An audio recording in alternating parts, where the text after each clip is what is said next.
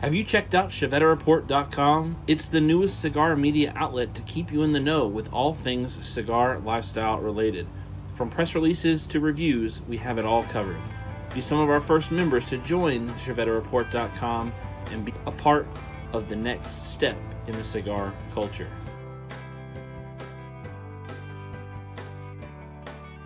ChevetteReport.com.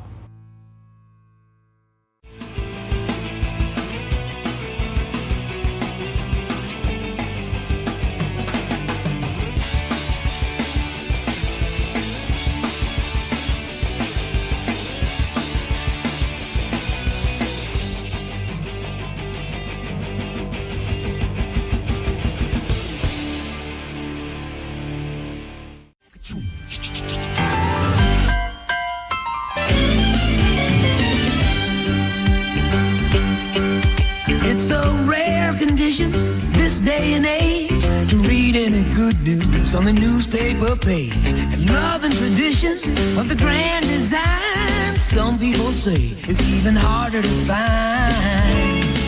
Well, then there must be some magic clue inside these gentle walls.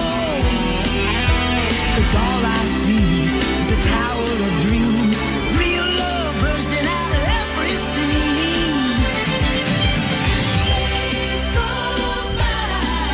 It's the bigger love of the family.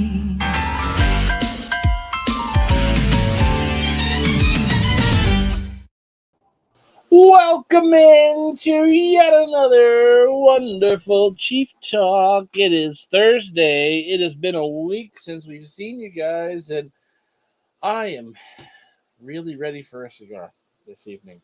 Actually, I'm cheating. I've already started a cigar. This is the This is the Cavalier regional exclusive United States. Talked about smoking gold last week. I smoked a little bit of gold before the show started, but it was nice to get in here. You want some more gold? Nope. No, I do not, because I do not want those cigars that you were trying to give me. Boss Cigar Guy, what are you smoking this evening? I don't know. Smoking that. Warped. I think that's the Black Honey, by the way. Mac Bergson, Jay Bates, Gary Zanstra, Charles Adamson, Bob Ellis, Sean Crawley, Sherry Seiler, Michael Zachvik. What else is in here? Oh, I think I caught up everybody. We've got 17 people so far.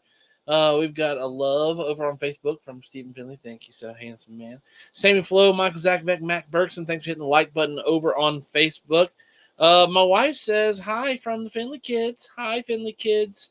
Go to bed. It's time to go to bed. Don't give your mother a hard time, please. Banker John says, good evening, all. And Sammy Flo says, hello, boys. Hello, Mac Bergson. Mac Bergson says, anyone think the thief was trying to steal all of Chief's Carhartt? Well, luckily I keep that under lock and key, baby. No, for anybody who doesn't follow me on Facebook, we got 19 people. We're one away. We're one away. For all those who don't follow me on Facebook, overnight, somebody smashed the back glass in my truck, my pickup truck, and got inside of it and rooted around trying to find all sorts of goods and gobs of heaps of money, I'm sure is what they wanted to find. But they only took my Calibri lighter. So if that's not a testament to the thievery of Calibri, I thought about telling them that I had the $12,000 Rolex in there. That's what I told you to do. You get an insurance claim. 12 boxes of Cubans. Yeah. I had a whole. I was helping my buddy Mac Bergson distribute tools in the middle of the Eastern Seaboard. 21 people.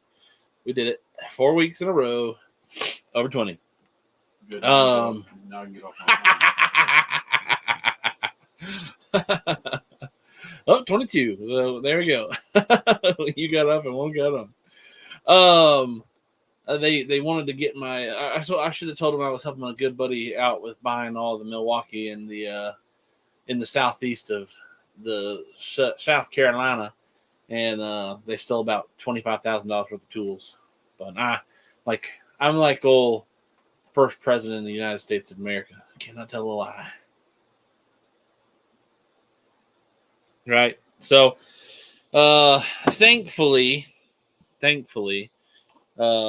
nothing of important value was taken, and my insurance is going to cover the replacement of the window. So now it was funny. My mom, she came over today after I found out about it. So my wife texted me this morning, and she was like, "Hey, did you leave the back window open to your truck because it's raining?" And I was like, "No, I don't think so."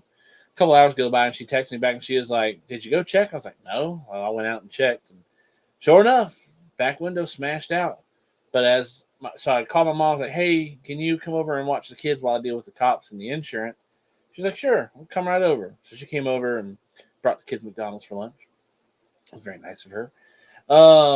And the cops were like, "Well, have you gone through your truck?" He's like, "No, I haven't touched anything. I took videos, I took pictures through the window, but I haven't waited for you guys to get here just in case. I don't know. I've never had this happen before. I don't know if they fingerprint stuff. I've seen CSI, but I know CSI ain't real. At least not the TV show, right?" So they were like, "All right, let's go through your trucks." They were going, and they were like, "If you just want to look through all your stuff real quick, just see if anything's missing." So I opened up my center console, and you know what was in my center console by the cigar guy? Weed? No. Oh. Think about it and take a good guess. Your center console? Please tell me your pistol went in the truck. No. Your Travador? No. Travador was in there full of Dunbarton Tobacco and Trust cigars and was not taken. What was in your center console? Baby Jesus. Baby Jesus was not taken. Neither was the Bible that sits underneath my center console in between the seats. They did. So no, my firearms do not stay in my vehicle. If my firearms are in my vehicle, it's because I'm in the vehicle. Exactly. Jib8 says, "Did they leave your patels?" No, they took all of them. Matt Birkin says, "Chief keeps all his money in his beard. Keep all my money in my wife's purse." Yeah, Chief, the guy stole 4 bandsaws. I could show the receipt. Did they get Happy Meals? No, they got the that cool lunch special they got where it's like 2 burgers, 20 nuggets, 2 fries, and a drink or something like that. Yeah, and a couple drinks. Banker John says Rocky Patels. Crystal K says says aloha my brothers and aloha everybody. He was he's a star. PBS had him on tonight at 7:30 doing a PBS special on social media, not social media, on the internet, the good, the bad, and the ugly. He was actually asked to be on because when he worked, he was a detective. Cybercrime. First time he ever smoked a cigar was when he went to the first night. He was actually on PBS? Yeah, he was. Why didn't I know this? I don't know. He sent me a link. Oh man. But I'm gonna have to go find it. They keep their. Chris used to be a detective in Hawaii. And the first time he smoked a cigar was he went in. There was some people who had passed away, and they walked in there, and I guess the Hawaiian temperature had allowed them to marinate for a while. And so he came out, and he was having a stomach issue, and as a rookie, his boss cop said, "Hey, smoke the cigar; it'll make it better. You won't smell it." And that's how he got into cigars. And I knew that story. As he got into being a detective, he actually got into the cybercrimes unit, and through the cybercrimes unit, he ended up working with people who were trying to cause harm to children. And so we spent a lot of time going to schools and educating children and parents. And he was working very hard to make sure the people that were trying to do bad could not do bad. Chris Duque is amazing, phenomenal, and he's been on Magnum PI, so he knows how to be a detective. Was it Magnum PI or Hawaii 5.0? Because Max said Hawaii 5.0. I thought it was on Magnum PI. I thought it was Magnum PI too. I thought it was Magnum PI. All right, so I did share this to the Drew State Facebook group because I said, "Hey, we're gonna be smoking the Freestyle Live this evening." Announced last Thursday, the Freestyle Live is now available at your local tobacconists. It's a heavy box. It is. It's a heavy box. We have actually. I don't know if I can get to any of them because I don't know where any of them are off the top of my head. But I actually like this box as a freestyle box better than any of the other ones they've sent.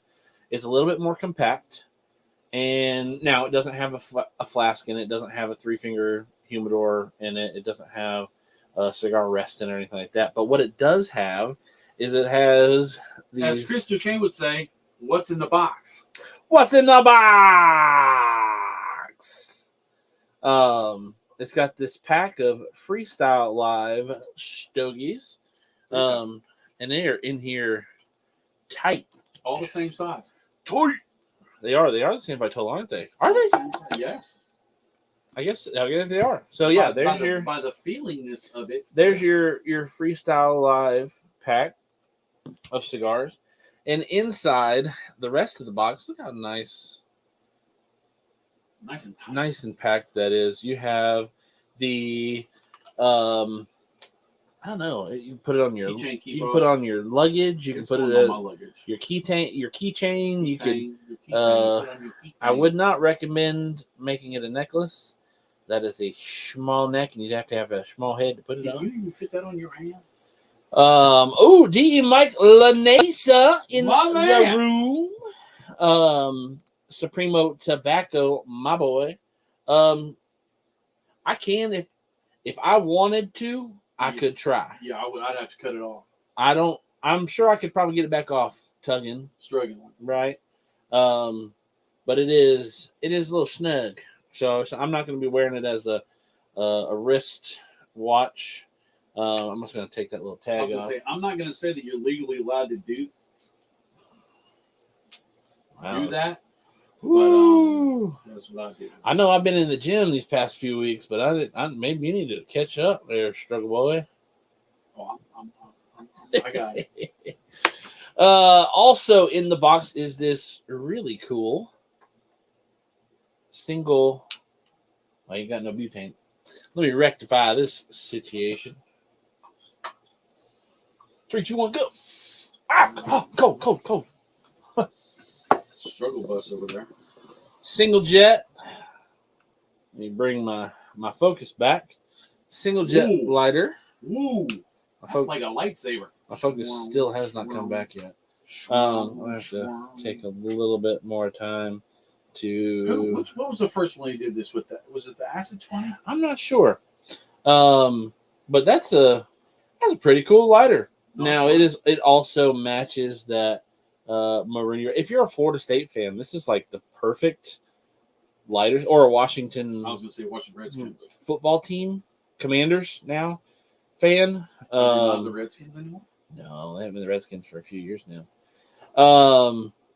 That garnet and gold-esque type color. So I'm not a big fan of the colors, obviously. Mike Laneza says, yes, Bob, Acid 20. And Mike Laneza said it, it's the facts, Jack. Matt Burke says, Mike Laneza is the man. Could use some nice tools, though. Uh-oh. Little throwdown. Kent Simon says, fits nicely in a Travador by the shape. It does. It takes the shape of a cigar. And there's not much. I mean, the button protrudes a little bit. So it probably won't damage your cigar too much. I think they probably could have gotten away without that extra thumb piece there to side it up. Let's say you're at a barn smoker this year and you're eating barbecue, right? And it's kind of warm. You don't want to have sweaty fingers and you can't get your lighter thing up. So that little bump right there. Don't want to have a problem where you can't get it up. With greasy hands. And then for all you swag heads out there, you've got the Freestyle Live Perfect Cut and cigar rest. And it's got that big old bobble. Which this is going to be the next collect. You know, they had the Perfecto cuts forever. Yeah. Everybody had it. And so now they've transitioned this. This is a beefy. It is. It's a heavy. It's heavy. It's like the box got significantly lighter once the cutter got out of it. Yeah. But yeah, there's your Freestyle Live cutter with the DE logo and the tobacco leaves all on the front of it. And again, in that white, black, garnet, and goldish, yellowish color on there to go and match your Drew Estate lighter. But as much as I love Drew Estate swag, I love Drew Estate cigars even more. How about you, Bob Cigar Guy? I wonder what you were doing. I was like, How about you, Bob Cigar Guy? I like. What do you prefer? Do you prefer the swag or do you prefer the cigars? Now, see, you're not called Bob the Swag Guy. Yeah, but I run out of cigars faster than I run out of swag. Well, that's because swag is built to last. And I'll say, I'm not sure if I've ever had an issue with Drew Estate swag not lasting.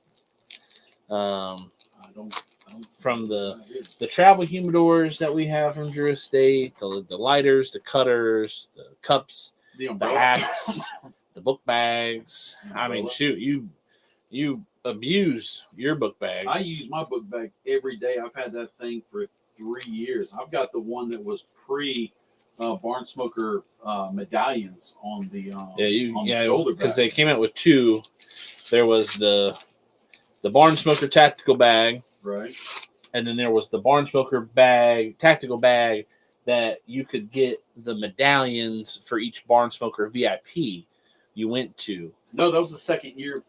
The first year Barn Smoker bag, and I think the second year Barn Smoker bag didn't have the medallions. The third year Barn Smoker bag had the medallions. I think it was just one, and I think it was just year 1 and year 2. It might have been year 1 and year 2. I think that's all it was. But now I'm really leaning hard to get that to start putting that new DE bag, that black bag. Which one? The Savage Feast bag? No, the new one we got last year from Barn Smoker. Oh yeah, I like that bag. Somewhat tactical. I just can't give up my blue, my green. Mike Lanese says our engineers are the finest. Absolutely. They've got some fantastic swag and engineers. Sam folks, I need to grab my box this weekend. I'm going to light up H99 for Robusto. I do want to know, what are you guys drinking? What are you smoking? And ladies, I am all out of Dr. Pepper, so I'm drinking Sprite. Now, since Mike Lanese was in the garment industry, I bet he's had a hand in the swagginess. I can see the excellence. So before I go deep cut, I pulled a deep cut on Michael Lanese with the. So these cigars are banded. Freestyle Live, March 2024. I like that they banned the cigars now, because you used to put them in your humidor. Because some people buy a few of the Freestyle Live packs if they like the cigars, or to get the lanyards to be able to win right? Because if you go to your humidor and they have these, you also get a lanyard with your purchase, and your lanyard gets you the chance entered in to win. The grand prize, I believe, is a pool table. The first prize is a MacBook Pro, and then there are 10 other prizes of pewter ashtrays that are being made by Subculture Studios, if I do remember correct. Steel Bob is smoking a Tabernacle 142. Ooh, that's a Havana seed. Ricky J is drinking Jack Single Barrel Placencia Amo del Fuego. Oh my goodness, Amo del Fuego. We talked about that last week. So yeah, you guys keep rolling them in. Let us know.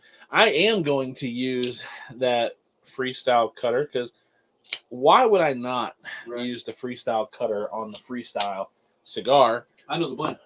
You know the blend just by smelling it and by looking at the wrapper.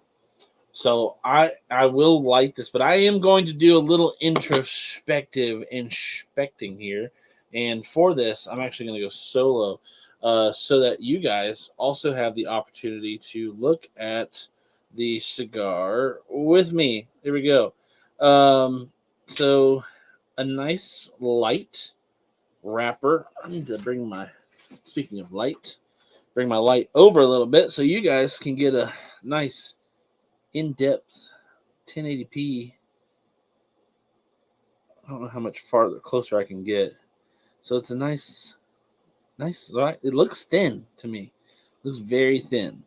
So that would, to me, I think Connecticut shade with the color and the thinness. Now the blend, right? So we can see a little bit of the blend here. It could be a Connecticut seed Nicaraguan shade. Oh, it could be. They've been working on that crop. So as you can see, there is a little bit of, I don't know, varying colors there. Not much there. Not a ton, but there's a little dark. A couple. I don't see any triple the heroin. couple dark spots in there. So I don't know. I mean, I will continue to. But I got to tell you, pull myself I know the off of blend. solo. You know the blend. I know the blend. Empirically, completely. I know it exactly. I will not be mistaken. This is the Florida or the Freestyle Live March 2024 blend. This is the wrapper, and there's some in the filler, and possibly in the binder. This is all tobacco, meant to be smoked by cigar smoker.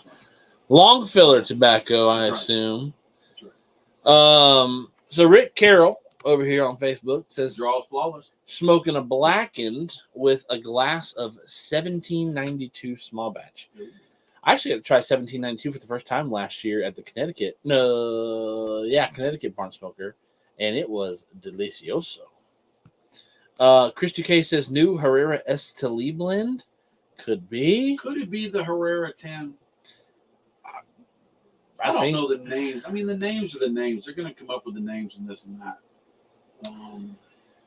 Sammy Flo says, my guess without having had one, the Herrera Esteli Aniversario.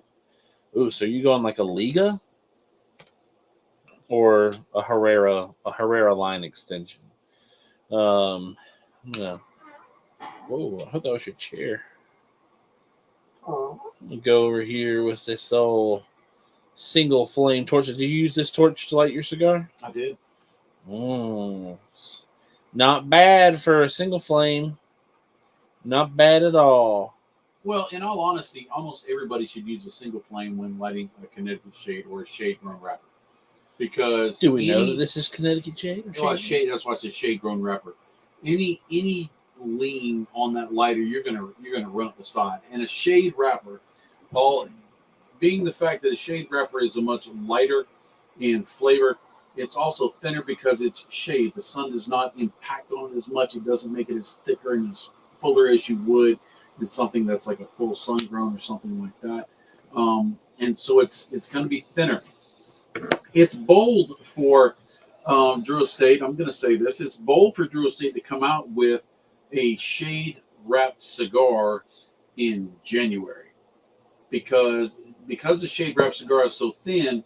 If somebody gets this and they don't humidify it and they pull it out 3-4 weeks from now in the mid of winter and they try to light it up, taking it from a 70-degree house with 70% humidity out to zero humidity at 30 degrees, you're probably going to have some issues. It's not the fault of Drew Estate. It's the attributes of the tobacco that gives you that lightness, that toastiness, creaminess, but it's a trade for elasticity and for thickness of wrapper. Now, my man Michael Inez is there, so I was kind of scared to say all that because I know that man knows everything. Michael, would you agree with me, or am I just chewing my cheese twice? Talking out of your butt. Grimble Frampton, welcome into the show. How are you doing? Michael Inez says, I'm smoking the Freestyle Live. I like to hear it. Mascara line is tight and tiny. I was going to say, it's very dark. Well, that's because it contrasts off the very, very dark line. But not all shades. Thin. Not all Connecticut shades. If this is a Connecticut shade. I bet it's a Nicaraguan shade. I don't know the taste difference between a Nicaraguan shade and a Connecticut shade, but well, it's definitely not a Mexican San Andreas, Connecticut. If that exists. I don't know. That's why I said if it exists. I'm sure. Maybe. I guess you could. Christian K says the tobacco is more expensive, and the shade tobacco, because it is such a premium leaf. And it's harder to work with. Charles Adamson said smoking a Finca Santa Fe FSG. Good stick. That's a shade. That was the cigar I was trying to get the name of a couple weeks ago that we couldn't remember. Gorgeous band. That band is amazing. The Finca Santa Fe. I don't know. First impressions off the smoke? Very toasty. Very light. I was going to say toast. Very mild. I'm picking up slight saffron from the West Indies. An idiot. I'm also picking up Now, I did think old leather and books. I'll let you guys, because there's 31 people watching, and you guys can let me know what you guys think. Should I take another one of these Freestyle Live cigars and cut it open and go leaf by leaf? I wouldn't. Number one, you know what? Drew Estate wants to reveal their reveal, right? And why do you want to try to steal their thunder? Oh, I could never. It's my personal. It's I just could my never. personal grunt. I could never identify tobacco just by look. Well, except for like, okay, Connecticut shade or somewhat shade, or Mexican San Andreas, or it could be Mexican San Andreas or Cameroon, right? Because those are your toothy tobaccos, that have all the oil pockets all over them. Right. You start, maybe there's some really thick leaves in there. You can start thinking, oh, maybe this is a Connecticut broadleaf or a Pennsylvania broadleaf. But there's so many fillers and binders in the world. There's so many fillers and binders that Drew Estate uses. I don't think you could. It would take an immaculate palate, in my opinion, to right. But what I'm saying is, and I understand why they do it. Some cigar media will try to use whatever scientific hocus pocus they have to say this is what this cigar is and all this. I know it gets clicks, but I really think that we should enjoy the cigar. Yeah, talk about the flavor of the cigar, but we shouldn't try to take Drew Estate's thunder. Is what I'm saying. I don't know. To an extent, I agree, but then I also disagree because Drew Estate, they do this Freestyle Live program with an attempt to get you to smoke cigars maybe that you wouldn't smoke to begin with, but also get you to think, well, what could this cigar be? And it's almost a game. Let's see, because the last Freestyle Live, Jonathan Drew talked about, we got on the Facebook and saw all these people talking about all these things, and I was like, you guys weren't even close. Jay Bates says, not smoking anything tonight, sipping on some Coke and have the peppermint rogue in the upper lip. Oh, he's an upper decker boy. And Michael Laneza said I had a great guess. I think he was. Michael Laneza said that. Yeah, I think, but your Himalayan spice. The Detroit Michael Laneza. Jay Bates says, I'll be picking up my kit this weekend. Can't wait to try it myself. Max says, Jay Bates knows what's up. Rogue Brothers. Michael Carter, greetings, Bob. Greeting, Chief. Cheerwine number 1. Hi, family. Hi, Michael Carter. Welcome in. Supremo Tobacco says a cigar dissection would be interesting. I think I'm going to do it.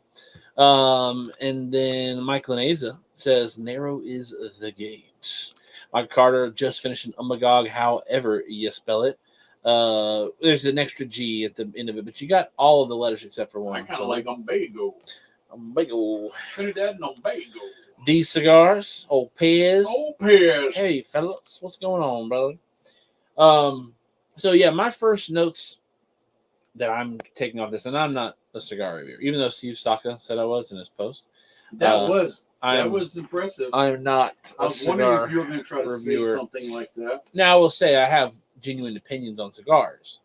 I mean, it's called Chief Talk, right? Oh, Michael Carter says, leave a like. Appreciate that. We got a bunch of people who liked over on Facebook or reacted over on Facebook. We appreciate all those. Over on YouTube, I can't see the reactions, but I'm sure we've got a handful and a half over there. Because right now we've got 17 on YouTube and 15 on Facebook, combining for a total of 32 people watching. So that's exciting. Happy to have. But no, my first impressions off of this cigar is a toasty, but then I'm still not retrohaling because I just came off of a small scare of a sinus infection this week. I actually didn't go to Jamie's house this Monday because I was scared I was getting a sinus infection, and I was like, I don't want to have a sinus infection for Thursday for Chief Talk. But I almost pull. You know how coconut. Maybe not because I don't ever eat coconut itself, but candies that are listed as like coconut candy, right? They have a sweetness, but it has a little bit of a bite to the sweetness at the end of the sweetness, right? Like it's an initial sweetness, and then as soon as you get done with it, it's like hit you with it, right? Not as dramatic as pineapple, because pineapple has the same, especially if you get a pineapple that's not well done, or a kiwi, right? It's got a little I don't eat kiwi. got a little bump at the end. But there's a sweetness on this that when I was eating it reminded me of like a shaved coconut on a cake or something like that. I'm getting a dryness, a grape skinsy kind of thing, I'm and it's starting to walk towards a little bit of. you're like super out of focus. You're going to complain, but it's like I'm walking towards minerality. Minerality. I know. So speaking of cigar reviewer and cigar lists, Half Wheel put out their consensus list, which is a list of the top 25 cigars of the top, or maybe not the top, of cigar reviewers across social medias. 45 of them. So I'm coming over here to try to find it. What I wanted to do is I wanted to run down their list, and then I wanted to see and play a little game of who got it more right. See.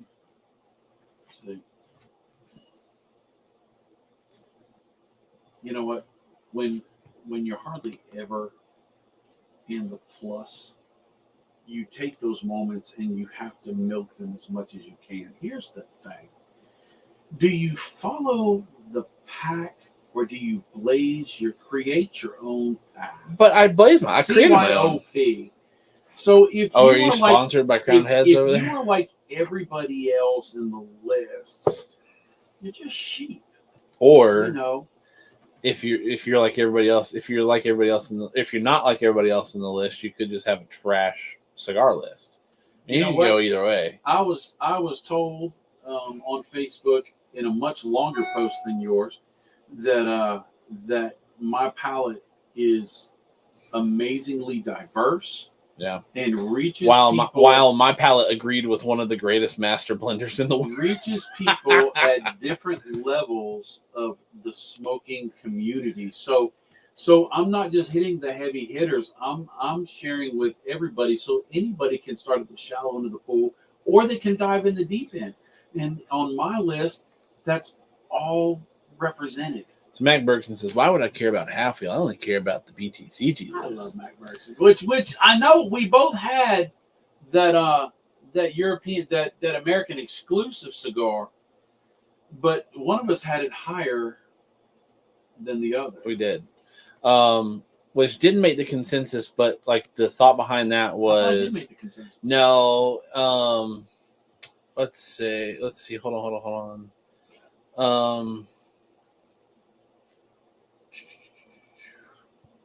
Because one of them said something to the effect of like there were multiple cigar reviewers who got the Selección de Mercado on their list, and they're notable reviewers and I know they got it from Drew Estate because one package showed up on our door one day as well. No explanation. Yeah, they kind of bagged on Drew Estate. Said, well, they did that because they didn't have any other releases. That's what it was. Yeah. Well, that was at the end of the list was notable notes or something like that. Well, let me get down to it. I'm trying to find it.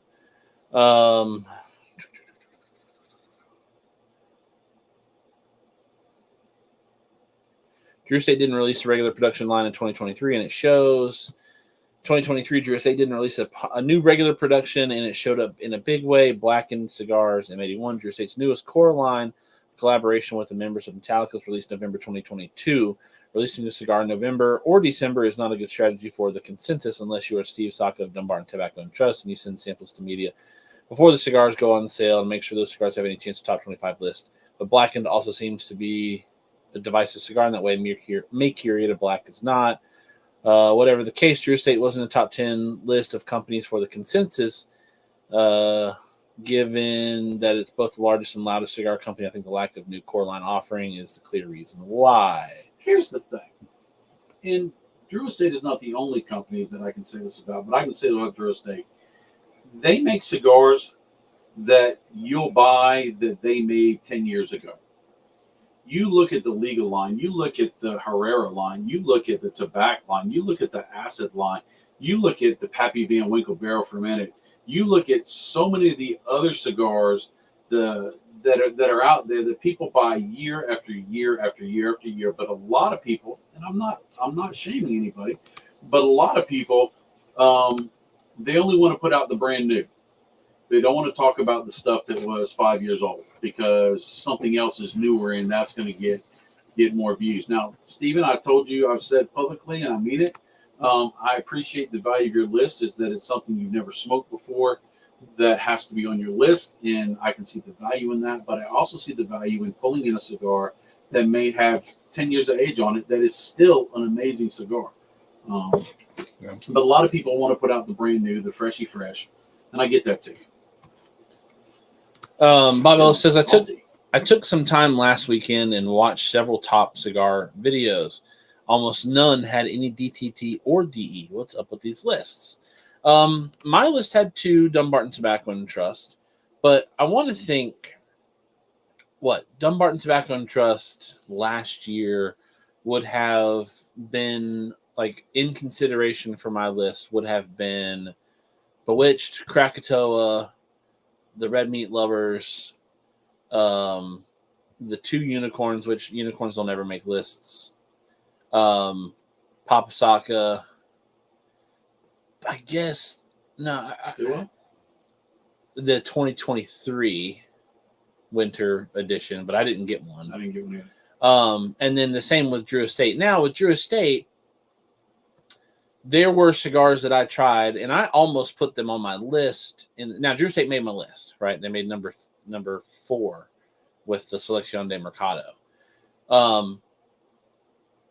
I smoked Blackened the year before, so Blackened wasn't even consideration for my list this past year, because I smoked Blackened previous to 2023. And then, like, they had the H99 Pig, the H99 Super Ancho, the H99 Bellicoso was released at the Connecticut Barn Smoker in the Connecticut Barn Smoker pack. And so I didn't put those in consideration, at least the H99s, and the Nasty Fritas. Papas Fritas. I didn't put any of the... Papas Fritas was good. I like the Papas Fritas. It's not my favorite of the H99 line. But I didn't put the Pig in my consideration or the Bellicoso in my consideration just because those were Barn Smoker exclusive cigars. Now my list, had some... I guess, I don't know. I don't think my list had any super exclusives. I mean, obviously you had an international cigar in there. But international cigars make lists, right? You've got Year of the Rat. And you can buy it and have it sent here. It's not like it is a Cuban that you're not even supposed to have shipped to America. You can buy cigars when you want to and have them shipped over, right? So it's and a lot of people got those cigars. Tons of pictures on Facebook. Bob Ellis said that one reviewer I talked with said DE is more for newer cigar smokers and doesn't make many good cigars. Ooh, true. It makes a lot of really good cigars. And while I probably do fit into the newer cigar smoker because I've only been smoking 9 years now. Right? Yeah, but you smoked a ton of cigars. I have, but I'm still like I can't sit there. I can't go to the humidor and be the guy that smoked cigars in 1994. Right, that's your OG. The 70s, the 80s. Those are your guys who've been smoking for 40, 50 years, so to say, compared to my almost decade. Right. But I would say that's kind of silly. I don't agree with that take. Max says I put in my annual review that Selección de Mercado was number 2 on the BTCG Media Group Top 20 list. My man, Mac. I didn't say that I would put number 4. I mean, I think he put the list out before your list came out. Oh, that's a possibility. I mean, your list did come out like on January 2nd or 3rd, right? You know what? Being on time, being punctual is important. Look, as long as the list is out in January. That's a millennial thought. Whatever. Look, I want mine out. Now, All right. one, you want to get ahead because after everybody has posted their list, people quit watching lists. I want to get out there first, so people who are thirsty for And that is there is a truth to that because my views. Your list is like that almost 3,000 views to where my list is like 300 views. Yeah. All right, so number 25. This is a company. I'm not gonna. No, so I had almost 3,000. You had almost 300. Something like that. So we'll remember that when you start going through what you're about to do, which is cast shade on me. I'm not casting shade on anybody. I'm just talking about the consensus lists. You see a smile on his face. So this is a cigar company that I have never smoked from, but some of my boys in the there you go, first time smoker. Some of my boys in the Dead Leaf Breakfast Club smoke and have shot for this brand, and it's the Mereepfell Cigar Richard. If I do believe the Mereepfell is like a Meerapfel. They're like an uber luxury brand. Brian, Supremo Tobacco, if you're in here. So like Byron? I get maybe, I don't know.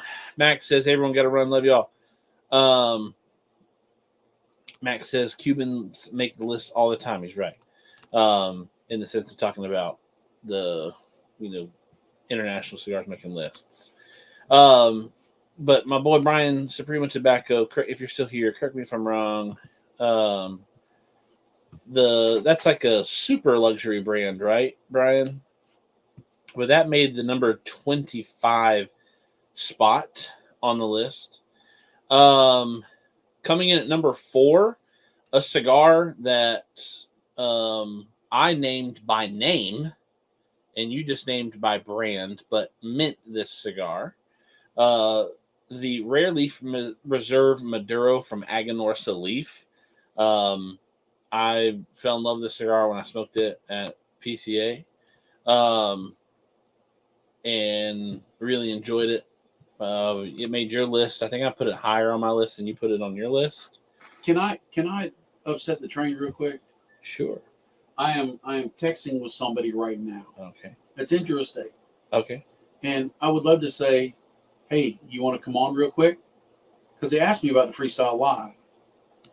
What do you mean? And they said, did you get the Freestyle Live? And I said, yeah, we're doing on Chief Talk Live right now. And so I want to say, see, I'm asking. I didn't just do it. So then I know who you're talking to. Yeah. So can I say you want to come on real quick? You don't have to. I mean, so that's not a no. I mean, you can, but if he doesn't want to come on, it's like he's not pressured into coming on.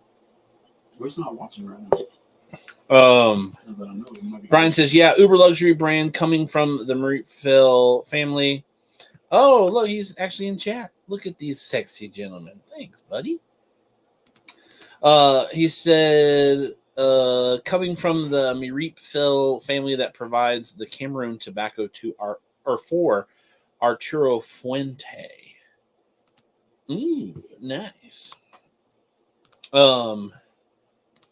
Then Brian says they go for like $40 to $60 a stick. Dang. So number 23 is the Perez Carrillo Allegiance. This was tied at 22, so no 23.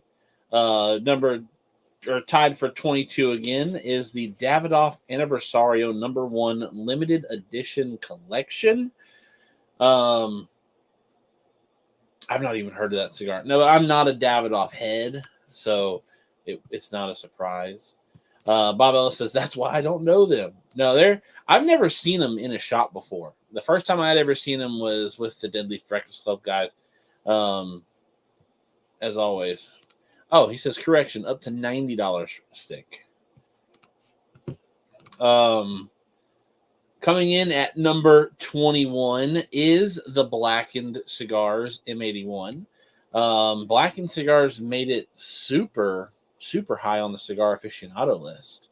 So I'm curious to know like what other lists had it on there, because you didn't have it on your list, did you? What? The Blackened? No. I like that cigar, but that cigar was not He gets bitter near the end for me. Not your wheelhouse. It's not. It's a great cigar though. Then tied at number 19 is the Tatawahe 20th anniversary. Neither of us had that on our list. But this is a cigar that I can't remember if you put on your list or not. And actually, now that I'm looking at it, I know that you didn't have this cigar on your list. And this is the Knuckle Sandwich Connecticut. Yeah. So you're still one cigar, right? The Rare Leaf Maduro. I'm the Rare Leaf Maduro. So coming in at number 18, another cigar that I did not smoke last year. You did not smoke either. Is the Tatawahe Lomo de Cerdo. Looks like a beautiful cigar. I smoked a few cigars out of Tatawahe last year, and they did not make my top list. 17, the Arturo Fuente Don Carlos. That's a Cameroon wrapper out of the Dominican Republic. At number 16, another Davidoff, the Davidoff Signature #1 limited edition. Now, I don't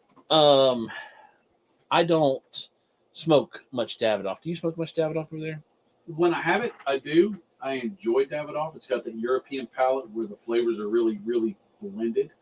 I know that you, in what you smoke and what you like your flavors stacked more than blended, and Davidoff is much more of a blended blend.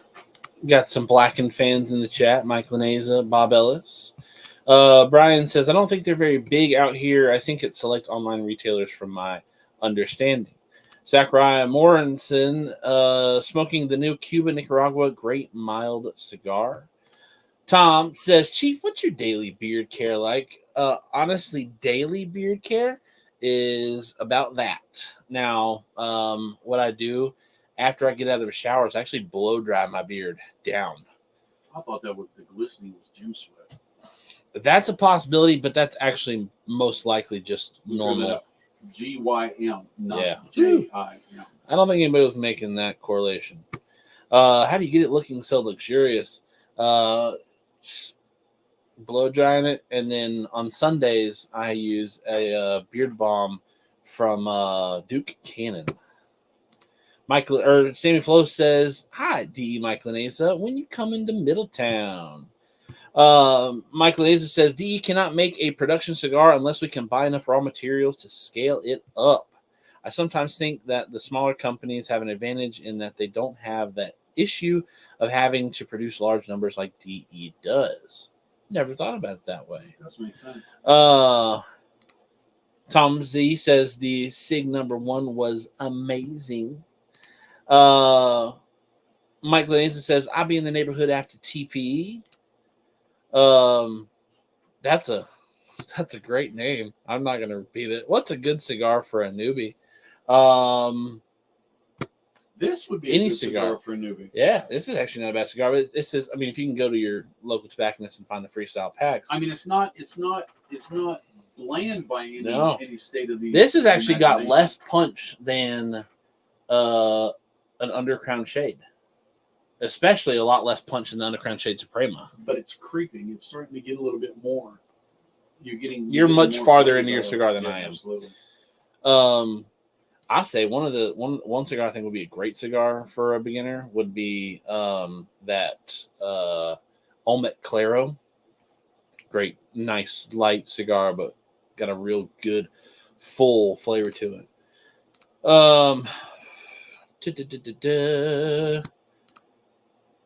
He is. He's the swag. He's one of the swag engineers. Let's see. Zachariah Morrison is saying, did you get your Freestyle Live pack? You mean this one?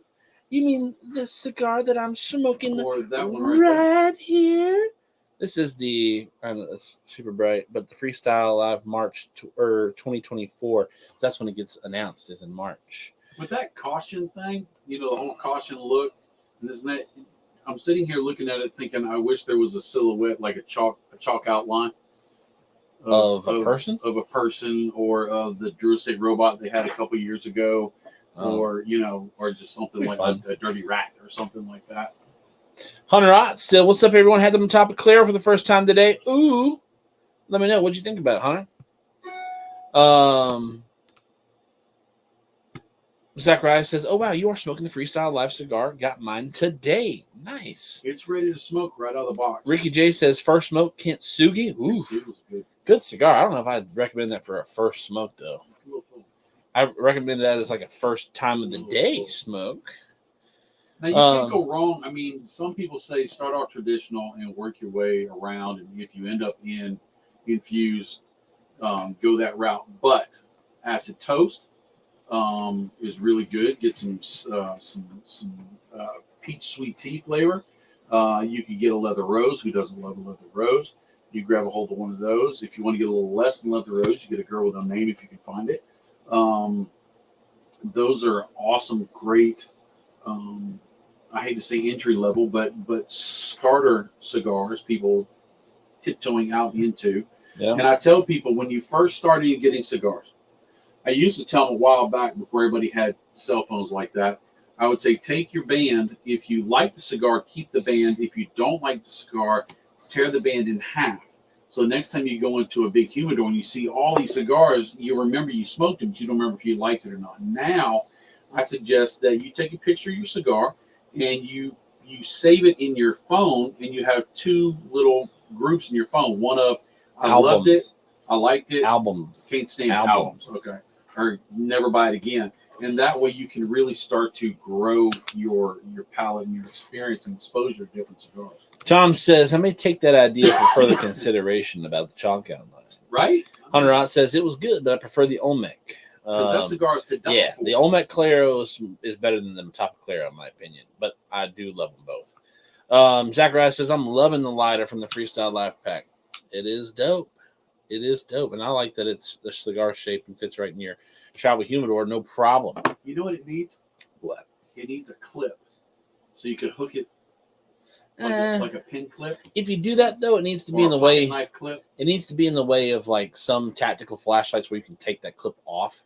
Because if you don't want to clip it to something, a clip on something that you don't want to clip on sucks. You put it in your pocket and it gets clipped. You don't want it to clip. You put it in the book bag and it gets clipped and hung on something. You're gonna put that in your pocket. I'm gonna put it in my humidor. I'm not gonna clip it on me either. I think a clip is. I don't think the clip is very good. I think the clip's stupid. You're stupid. Zachariah Morton says, "Love leather rose. My girl loves that cigar." Thomas Ibrat says, I used to tape bands of cigars I liked in a notebook and carried it with me to lounges. Mike Lane says, I worked in a 2,100-foot square humidor for several years before joining DE. We had 3,600 facings, and I will say this, there is no right or wrong when it comes to cigars. So going back into the list. Now, this is a cigar that made your list. Number 15, the High Clear Castle Signature. Now, this cigar made my list last year. So made my list last year as well. Yeah, if you repurpose cigars. No, if it's good, it's good. Sure. If you won the gold last year, you're not excluded from winning the gold this year. I disagree. Number 14 is the Flor de las Antillas 10th Anniversary Limited Edition from my father. Another Davidoff cigar is the Davidoff Millennium. Making it, the picture they used has got like a cracked foot and a chipped foot. There's 3 Davidoffs on that list? So far. Now, this is a cigar that I really wanted to try last year, but didn't get a hold of one. And I hate that I didn't get a hold of one because I'm sure it would have made my list last year. But I hope to get one this year so I can make my list this year. And that is the Quinquagenario. That's Roma? The Roma Craft 50th anniversary or 50th birthday for Skip, I believe. I think it's 50. I don't think it's 55. But I need to find that cigar because it's limited to 50,000 cigars. That's a lot of cigars, but I'm sure I can probably find some somewhere. You'll see them in March. This is a cigar that also made your list. So you made a lot of cigars outside of the top 10. The West Tampa Tobacco Red. Company Red made the list. Great cigar. I like that cigar, but the black is my favorite. I like red. Now, this is a cigar that made my list, and this is the Intemperance Volstead VO 1920 out of Roma Craft Tobacco as well. Then this is a cigar that made both of our lists. The Room 101 Johnny Tobacconaut. Not on my list. I thought you put it on your list. Oh, I made my list. Not on my list. Really like that cigar. It's actually 2 years in a row that Room 101 has made my list. And last year, my list was the top 10 list. And Room 101 got the Farce Maduro into my top 10 last year. Let's see. Mike Linnaeus, anytime you want to be around, we want you around, buddy. Thank you for stopping in. I know you're busy. But Brian says, love you, buddy. a first-time smoker DM'd me, and I suggested they try an Umbagog, Johnny Tobacconaut, and Vinegar Gruyere Creme. I have had two of those three. Yeah, I'm sure you would have. Cruller. The cruller, like the Cruller, food. like the donut. So no, I've not tried that Vinegar cigar. I'm not sure if I would recommend Umbagog to a first time. I think I would recommend Umbagog to somebody who's trying to get into DTT for the first time. I'm not sure if I'd jump on it and say first time cigar smoker, but it's not a harsh cigar. No, but it's definitely full it's a medium plus body, medium to medium plus body. I wouldn't say medium to full, but I'd say medium plus. But I think that's a cigar that wouldn't scare somebody if you told them, hey, here's a good cigar, but it might kick you in the teeth a little bit. If it does, just back off and then maybe jump into this a little bit later. Maybe have something to eat or something sweet. Like I said, if I was introducing somebody to DTT for the first time and they're a normal cigar smoker, I'm going to suggest the Umbagog. I'm going to suggest the Stillwell English. I'm going to suggest the Brûlé Blue. Brûlé Blue. I would suggest that to a new smoker. Brûlé Blue. Zach Ryan Morris says, well, so what is the flavors of the Freestyle Live Pack cigar? So far, I've gotten a lot of toast out of my cigar. And the sweetness is almost like a coconutty sweetness, not like tasting coconut, but kind of reminiscent of the sweetness and the bite you get at the end of chewing some coconut flakes off of some cake, in my opinion. I agree with that, but there's a grittiness riding around in it too. There's a little bit. It's not full on aggression, but it doesn't make it a blandish, boring cigar. Some of your Connecticut shades are just so light on everything. You don't have any meat to it. You don't need anything to grab a hold of you. And this, as it amps up, it actually doesn't just get a little stronger. It gets a little more flavorful. It's definitely a lighter cigar. By far.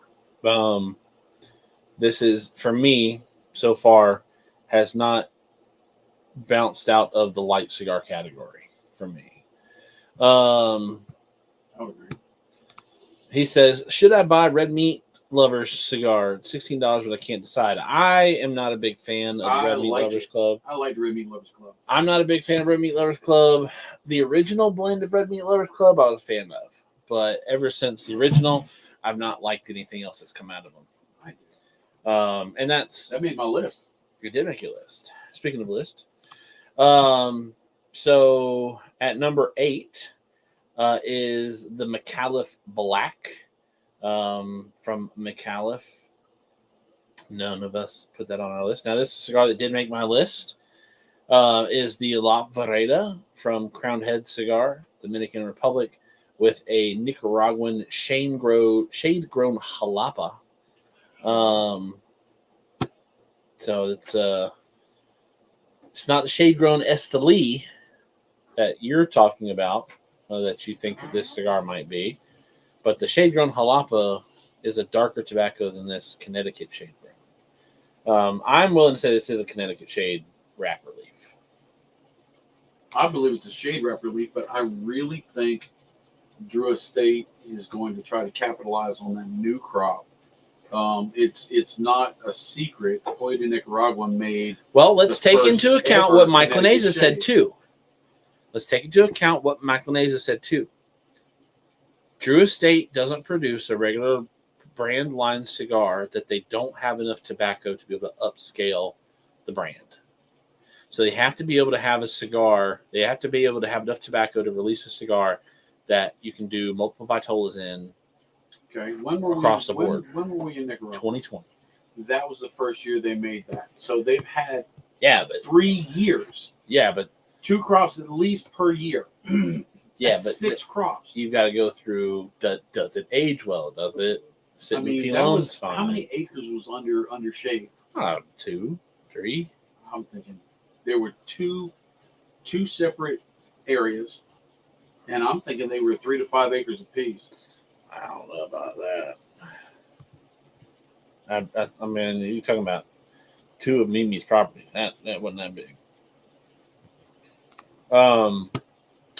So number 6, the cigar that we both had on our list at number 3 was the El Pulpo from Artesano del Tobacco. Fantastic cigar.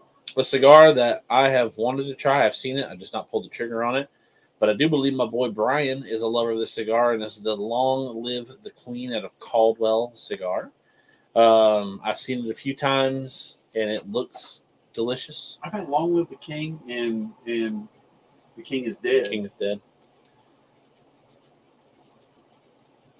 Now, their number 4, the consensus number 4, is a cigar that I have, and I have not smoked it just because the appeal doesn't get to me anymore. And that's maybe something I should probably change and smoke again, because I think I used to like the cigar a lot.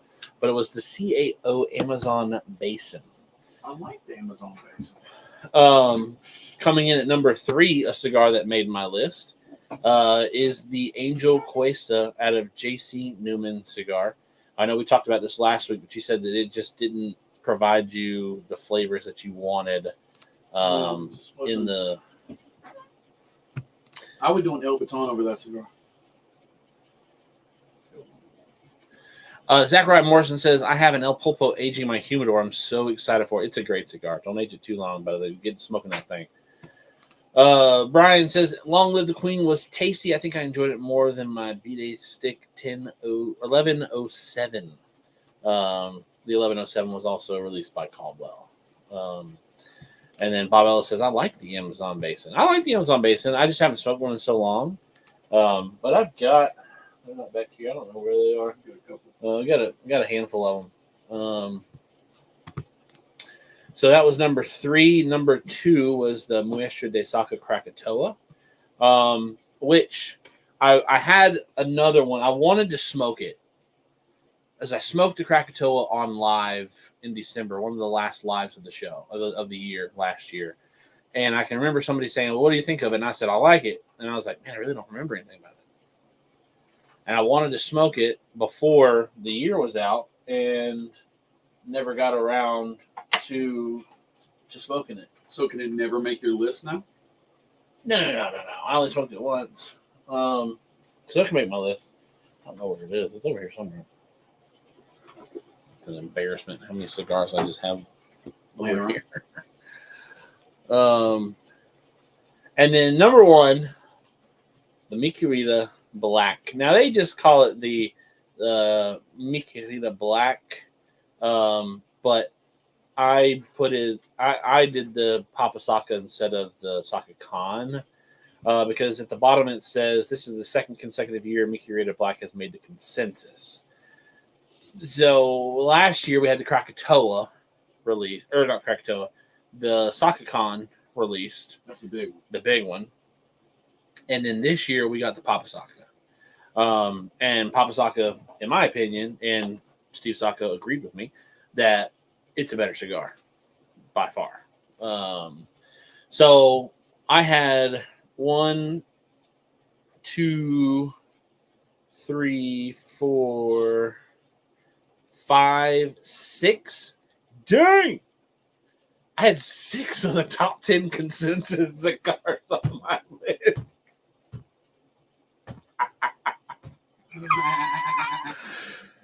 You know how many you had in the top 10 consensus list? One. El Popo! Did you do the crack? You didn't put the Krakatoa on your list. Now, from 11 to 25, you've got 1, 2,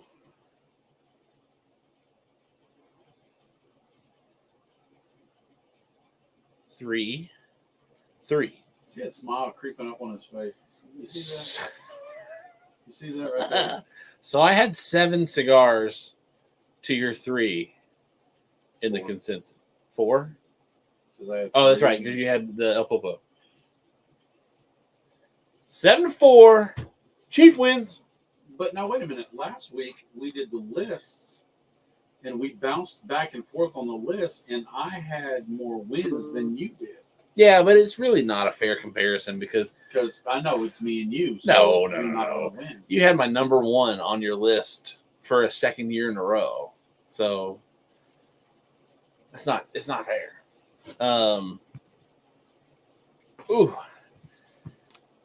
Zach Ryan Morrison says, I love the Saka Con. Great 2-hour smoke with watching football or while watching football.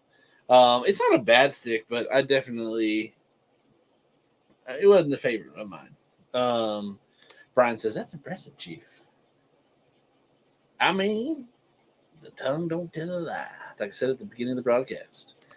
Bob Ellis says, Papa Saka would be my number 1. SakaCon probably wouldn't be on my top 10 list.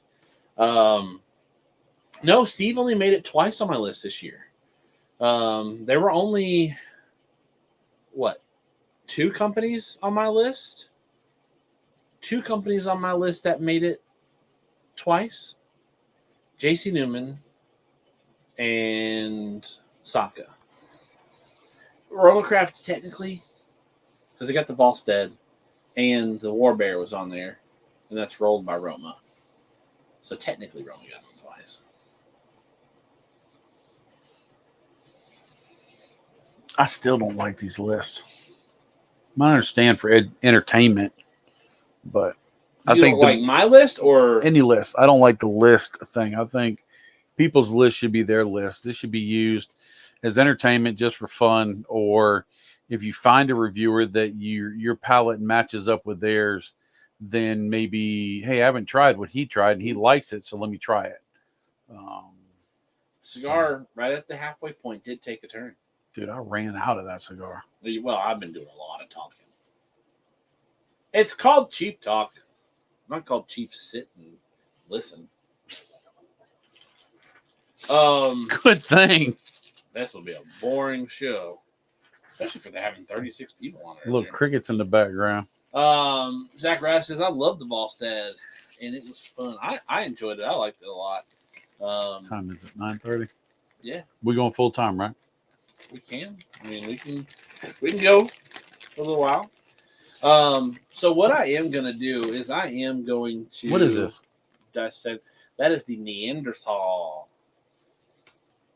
That is the Romacraft Neanderthal.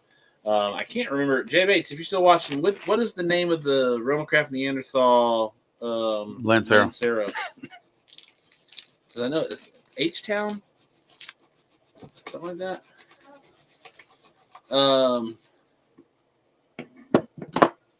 Kent Simon says, how lucky am I? My palate lines up with Saka's. Right? That's a good palate to line up with. Rick Carroll says, love the Neanderthal. Now, this band is a fruity to get off. Yeah, I cut mine in, cut my wrapper a little bit, but construction was great. I was able to get my band off without cutting the wrapper. So, I skinned the wrapper a little bit. And it's such a thin wrapper coming from Nicaragua. It'll be exciting to hear what the blend is. Zach Radmore says, so the cigar you're smoking is an hour-long cigar? I'd put it at probably an hour. Maybe a little shorter if I'm not doing Chief Talk. I mean, I smoke a lot slower on Chief Talk than I do in real life. Not that Chief Talk isn't real life, but when I'm driving, I smoke real fast. But then That cigar makes you want to smoke it quicker though, because it tastes so good between puffs. It's not like something that makes you go, oh, I gotta slow down. very thin wrapper. My goodness. I mean, this is like Bible paper thin.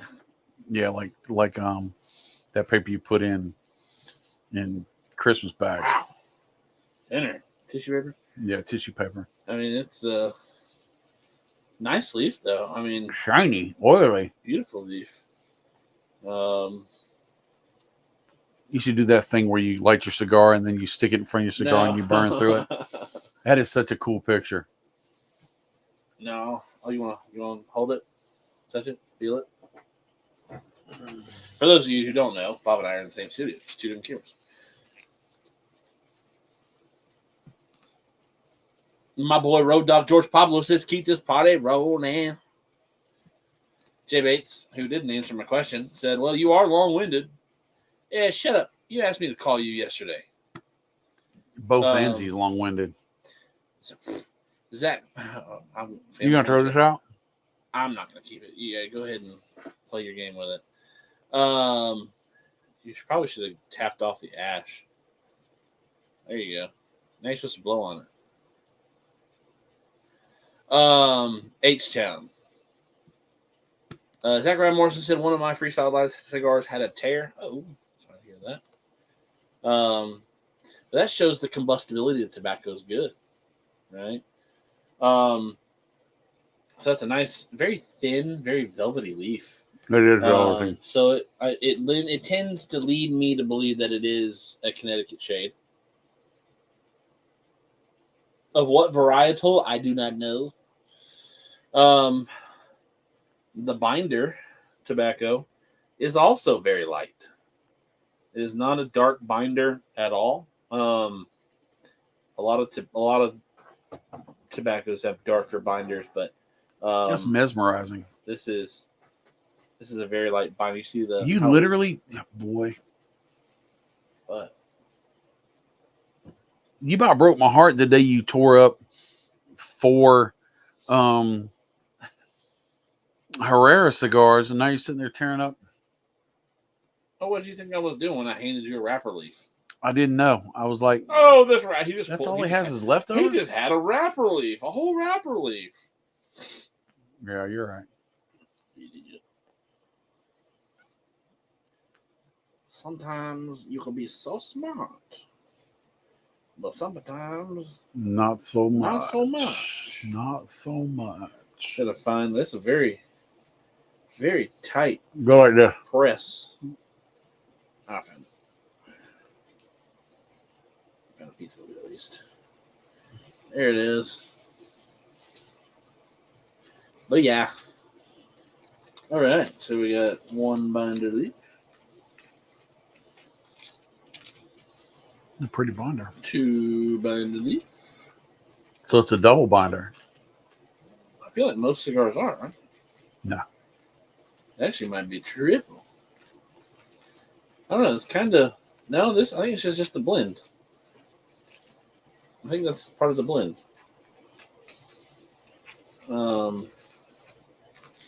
Again, not very dark tobacco. Mm-mm. Much lighter on camera than it is in person. Yeah. You want to see the binder by itself? That's for sure the binder. Now I think this stuff is just part of the blend. Maybe not. Maybe this is also binder leaf. Maybe it's a triple binder. And then the blend, full filler blend. No short filler here, baby.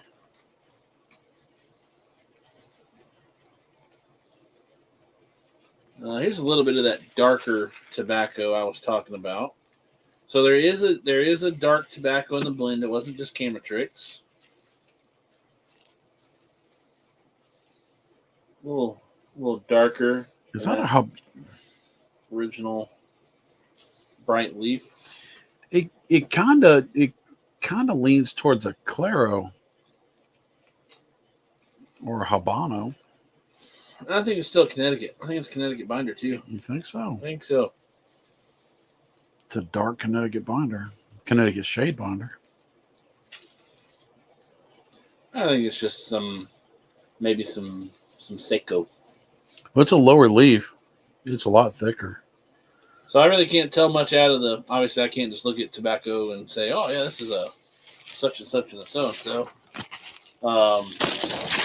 But it definitely. It's definitely tobacco. Tobacco. It's long filler tobacco. It smells great. It smells really good. It's actually kind of fun to stick your nose and all that. Save that for some photos. My boy Brian. It does smell good. Smells kind of like a cherry in there. Pulls plums. I was thinking plums. Yeah, plums, maybe dry raisin. cranberries. Yeah. Sweeter than raisins. Maybe golden raisins. I'm thinking dry cranberries. Brian says it's for science. It did have tight seams. Very well constructed cigar. Big fan of the construction of the cigar. All premium long filler tobacco, no short filler. Not saying that all short filler cigars are trash, because I like some short filler cigars. 2-inch sandwich. My light is so bright this evening. None of the tobacco is super thick. Hunter Ott says, Liga Privada, Connecticut, perhaps? No. I do not think that this is a Liga Privada cigar. But as I say that, as I'm getting into the second half of the cigar, it has considerably amped up. Ligas are usually full and robust, though. Yeah, that's what I'm saying. They don't have a Liga shade, which they could. Durastate does what Durastate does. It would make more sense to me that it's a well, Papas Fritas anniversary. Papas Fritas and Nasty Fritas are short filler cigars, right? So still have premium Liga Privada cigars that have short filler in them. Well, wait a minute now. Papa Fritas and Nasty Fritas are short filler cigars, but they're not short filler cigars. They're the trimmings, but they're not little chunks of tobacco like a factory smoke. I mean, they are, a lot of the times they're pretty much a full leaf. It's just that's why they're in such a short vitola. I know, but it's not. When you say short filler, people think it's just chopped up pieces. These are much bigger pieces. It's not my slaughterhouse, right? It's not that. It's an availability of taking the trimmed off pieces of very expensive tobacco, very high quality tobacco, and using it and repurposing it for a shorter smoke, but still a premium smoke. There's no slander by saying short filler cigar. We got 23 reactions on Facebook. Jolyn Roberts, Chairman Lai, Mike Pfeiffer, Greg Williams, John Magarelli, D Cigars, Chad Carpenter, Dan Burns with the like button, George Pablo, Hunter Otts, Jamie Vaughn, Michael Carter, Steve Barrett, Rick Carroll, Stephen Finley with the love button, and Chris Duque with the laugh at you button. I'm sure that probably came when you were talking about his Hawaii 5-0, Magnum PI stuff. It's Magnum PI. Okay, I'm not saying it wasn't. I was just generalizing. He was a gun-toting Dick Ling. Huh? That was his name. Dick Ling. Dick Ling. Dick Ling. L-A-N-G. I don't know how else. Well, instead of L-E-A-N, I keep hearing you say L-E-A-N, but you're saying L-A-N-G. No. Why didn't you just call him Ding? If it's Dick Ling, it could be Ding-a-ling. I don't write TV shows, so I couldn't tell you. But no, I mean, are you impressed? I mean, you're done with the cigar. Did you enjoy the Freestyle Live cigar? I did enjoy the Freestyle Live cigar. Where would you rank this Freestyle Live cigar against other Freestyle Live cigars? I liked it better than the Blackened, the Liga 10, or the Underground 10. Did I like it better than the Blackened? Possibly. I like the H99 Nasty Fritas blend, but if I'm gonna have an H99 Nasty Papa Fritas blend, I'm gonna go with the Phineas Gage Lancero. It's pretty much a chubby Lancero that's short. A short Lancero, not a chubby Lancero. That's a little bit bigger than a Lancero. It's almost Lonsdale size. I bet if you put one of those up next to a H99 Phineas Gage, it would be thicker. You don't think? I don't think so. It's that thin. I don't think it is. I think it's thicker. The Papas Fritas is thicker than that? No. God, no. I would think so. Sorry, we're off camera. Do I have any? I don't think you do. I have one at home. So far, I would put this cigar, if we had any, they would be in that humidor. They'd just be regular Papa Fritas. Nope. Though. Yeah, but it's the same Vitola. They'd be in that humidor. Nope. Mm-mm. That's not different. That's legit. Hold on, I'm gonna go full screen here. I just realized my camera is crooked. I thought it was just you. Actually, my camera's probably level, but because you built the floor in here off level. I built, yes, y'all heard it. I built the studio. No, the floor. Chief didn't do much of nothing. Hey, keep playing, and I'm gonna turn your camera on and let the world see the wedgie you got. Yeah, I told you. Bigger. No, it's not. Lie. It's not. It's the same Lie. size. And recognize where those cigars were. Where I told you they were. You know, they are there. I mean, you know where things are. You just don't know what things are. They're the same. That's the same size.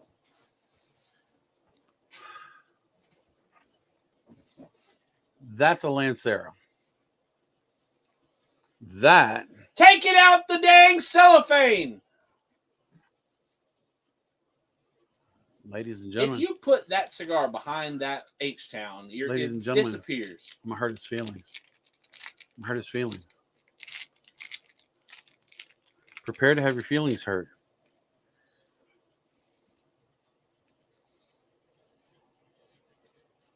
Oh, see it disappears. Look at you. No, look. Y'all see? No. Y'all see? Look at that. Wait, I'm having a hard time here. Let me do this empirically, shall we?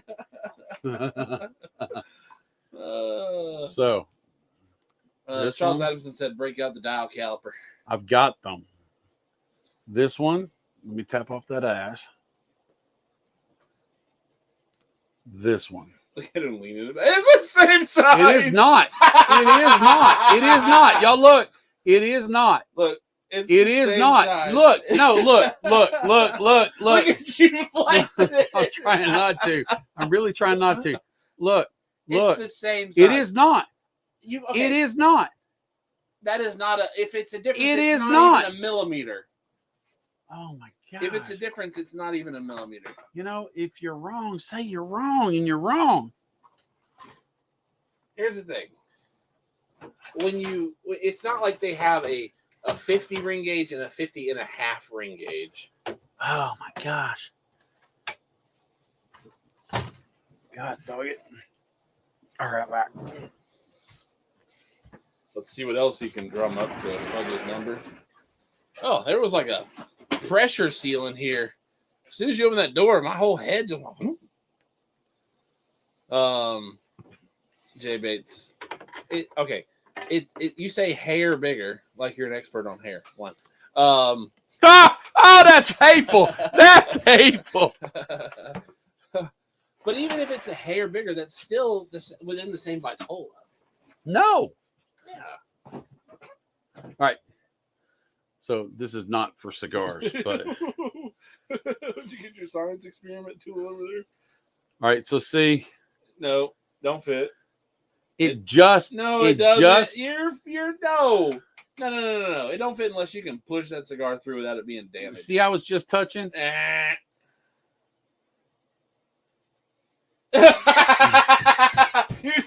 You put the head. Wait.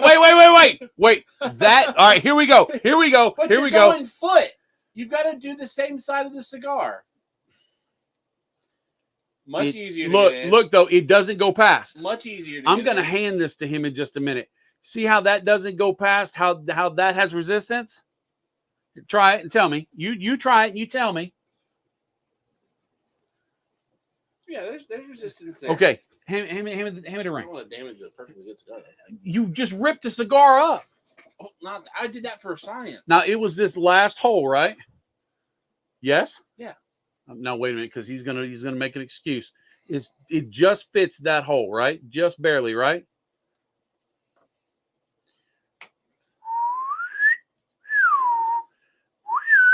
Yeah, but but you've been smoking that cigar. Oh my is not the goodness! same. You such a The lie. environment's not You the are same. such a lie. You are such Listen, a lie. The, You are such a lie. the Vitola difference Such on a those two. lie. The Vitola difference on those two is micro. Like I said, seem like you're an expert over there. Smell. That one Texas Taurus said, "Crap, I'm late." You're just on time. We're still here. is not gonna make it. This one, no problem at all. Yeah. Admit it. Just Again, admit it. No, like I said, again, you've been smoking that cigar. So now I got to light this one up and smoke it for how long? I'll tell you But what. that cigar, okay. I'll tell you what. What's the humidity reading on that? I'll tell you what we're Actually, going. probably don't wanna You're read it off, 'cause it's a doofus butt right there. No. What I'm saying is the size on that is so negligible.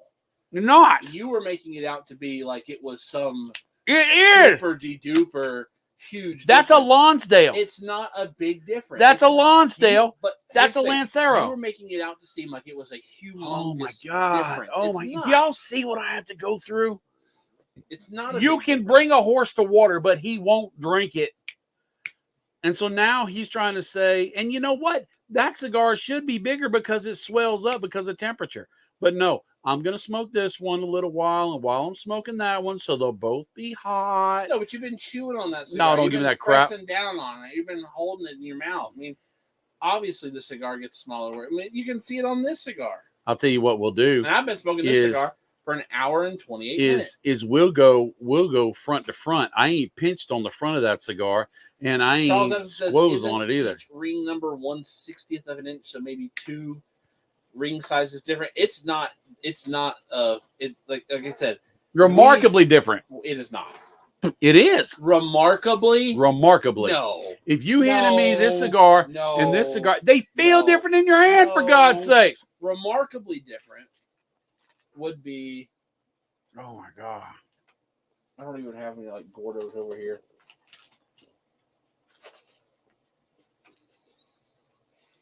Remarkably different would be like this Timeless from Ferry Otego and this Viva La Vida from Artesano del Tobacco. That is remarkably different. I don't know what I'm doing That's the not hard way. remarkably different. Hang on just a second. Drew Estate.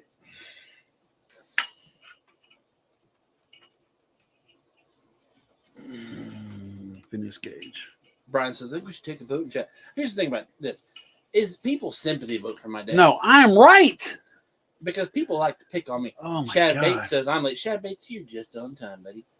All right, the Phineas Gage, write this down, is a 7. Brad Haney says, y'all are cracking my family up. Phineas Gage is a 7x40. Now I'm going to type in Drew Estate. What is it? The H99. Papas Fritos. H99.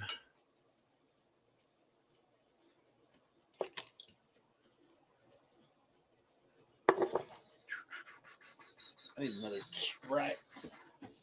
This cigar doesn't amp up. 4.5 by 44. 44 people.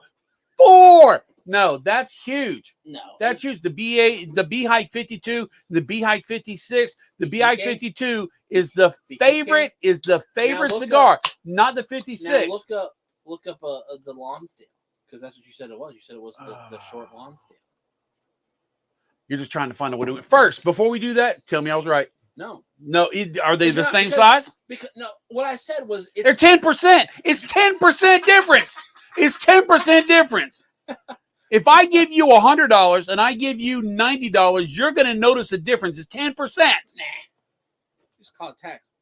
Yeah, it's tax, all right. All right. Lonsdale Vitola. Because the original assessment was, well, what I said No, smoking the please. H99 Papas Fritas was like smoking a shorter version of a Phineas Gage. And then you're like, no, it's just other. It's not. It's other. It's just other. It is. It's just like smoking a short Phineas Gage.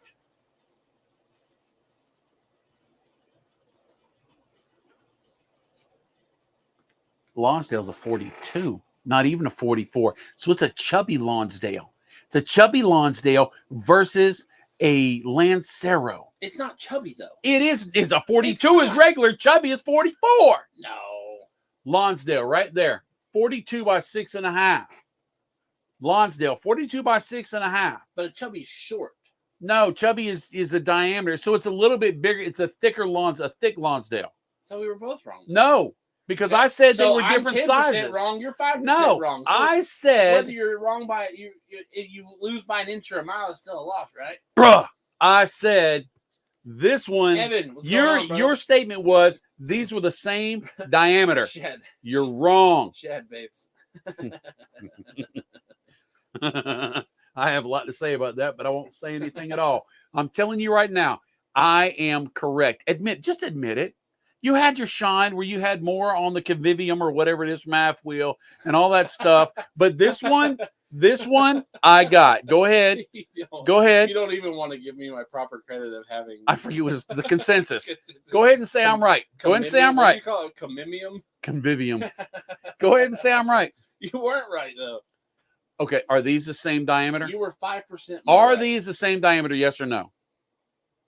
Technically, no. Yeah. But what It's you just said no. wasn't right either. No, I said this one is different size than this one. That's the root of the argument. They're You said the same they size, are which is not what I said. practically the They're same practically size. the same size. They're Outside not. of length, they are practically the same That's size. not. That's like They saying are. you and I are practically the same size. In what? From ankle to floor? Sure. See? Wait a minute. You're how tall? 6'5". 6'5". Yep. I'm 6 feet. Yep. That's less than 10%. Are you taller than me? I Yes am. or no? I am. So It's it makes a exaggerated. difference. It's Less than exaggerated. 10% makes a But difference. it's So in exaggerated. cigars, 10% Yes. makes a huge Okay, difference. When you go to Huge. when Huge. listen, when somebody Huge. says, "Hey, I got a 10% off coupon for you," right? And they say, "But it only applies to $10." You're like, I don't worry. That's not applying $10. I'm not going to use that. If you get But 10% if someone off a gives you Ferrari, a 10% coupon off a Ferrari, yeah. So exactly with such a 10% small cigar, is 10%. 10%. And by the way, isn't that a cool tool? Look at that. So It rotates. 10% on something so small is negligible. No. It is. It's completely negligible. No. Yes, it is. You're just trying to mitigate your loss is what you're trying to do. About 10% savings on $10, but you care about 10% savings on $1,000. The heck, I wouldn't care 10%. Now, 10% on $1 is not a big deal, but 10% on $10, No. that's $1. If you that's a got a whole coupon dollar. in the I got mail, you $1. if you That little got man a- with a fishing pole, I got you If you $1. got a It's coupon $1. in the mail for Burger King, and they gave you a 10% off coupon for a $10 meal, you ain't gonna use that 10% coupon. Depends on what it is. No, it ain't. I like Burger King. Whoppers are But good. the thing is you ain't gonna use. I No like matter the what it Whopper. is at Burger King, you're not gonna use a 10% coupon on $10. Yes, I am. But if you go to a steakhouse and somebody gives you a 10% coupon on a $150 dinner, you're going to use that 10% coupon. You're going to get yourself $15. Ladies and gentlemen, this is what that generation does. They can't stand on truth, so they try to write a narrative that makes no difference. And I'm proud of him, actually, because he's learned from me. Because this is the way to argue and get your point across. So the problem is the grasshopper is not up to the master level. There's no way that he's right. He's not right. He's wrong. This is the wrong. This is the. I can mute your microphone over here. It's huge. I can talk. I can talk where your microphone will hear me. This is the generation that just likes to talk and assert themselves outside of reason, just because they think the loudest voice in the room. It is is the reason. correct voice. I have volume and I have Love reason. you, brother. No, it just means you're the loudest idiot, right? No, It doesn't mean that just because you're the loudest voice means that you're correct. but I am right? correct. I mean, you look at 1930s, 1940s Germany, the loudest voice. Just because your voice is loud does not mean you're correct. But when you're correct and your voice is loud, it rings through the halls of academia and wisdom. This one is thinner than this one. You're just being loud because you don't want to hear counterpoints. You don't want to hear counter evidence. Is thinner than the H99 Papa Fritas. If you were blindfolded and somebody handed you... I could tell. No, you couldn't. No, you could not. If somebody handed you a Papa's Fritas and somebody handed you a Phineas Gage... And you cut a Phineas Gage short. You cut a Phineas Gage short. In my hand, I could tell. No, you couldn't. No, you couldn't. Grab both these cigars. Be honest. Just be honest. Be honest. Be honest. I want you to be honest. Because you already familiarized yourself. I want you to grab these two cigars. You're already familiar with them. We'll try it. We'll do it on another Chief Talk. Just try it. No. Just try it. No, because you've already familiarized yourself with these cigars. I'm not familiarizing myself. It's you. And you're already going to be a naysayer anyway. So I'm telling we'll do this. If you feel these two cigars. Not on the camera. If he feels these two cigars, he would feel the difference. No. He would.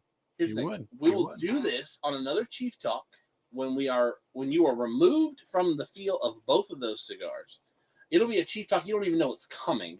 And we will do a blind. You don't want to do that with me. Yes, we will. You don't want to do that with me.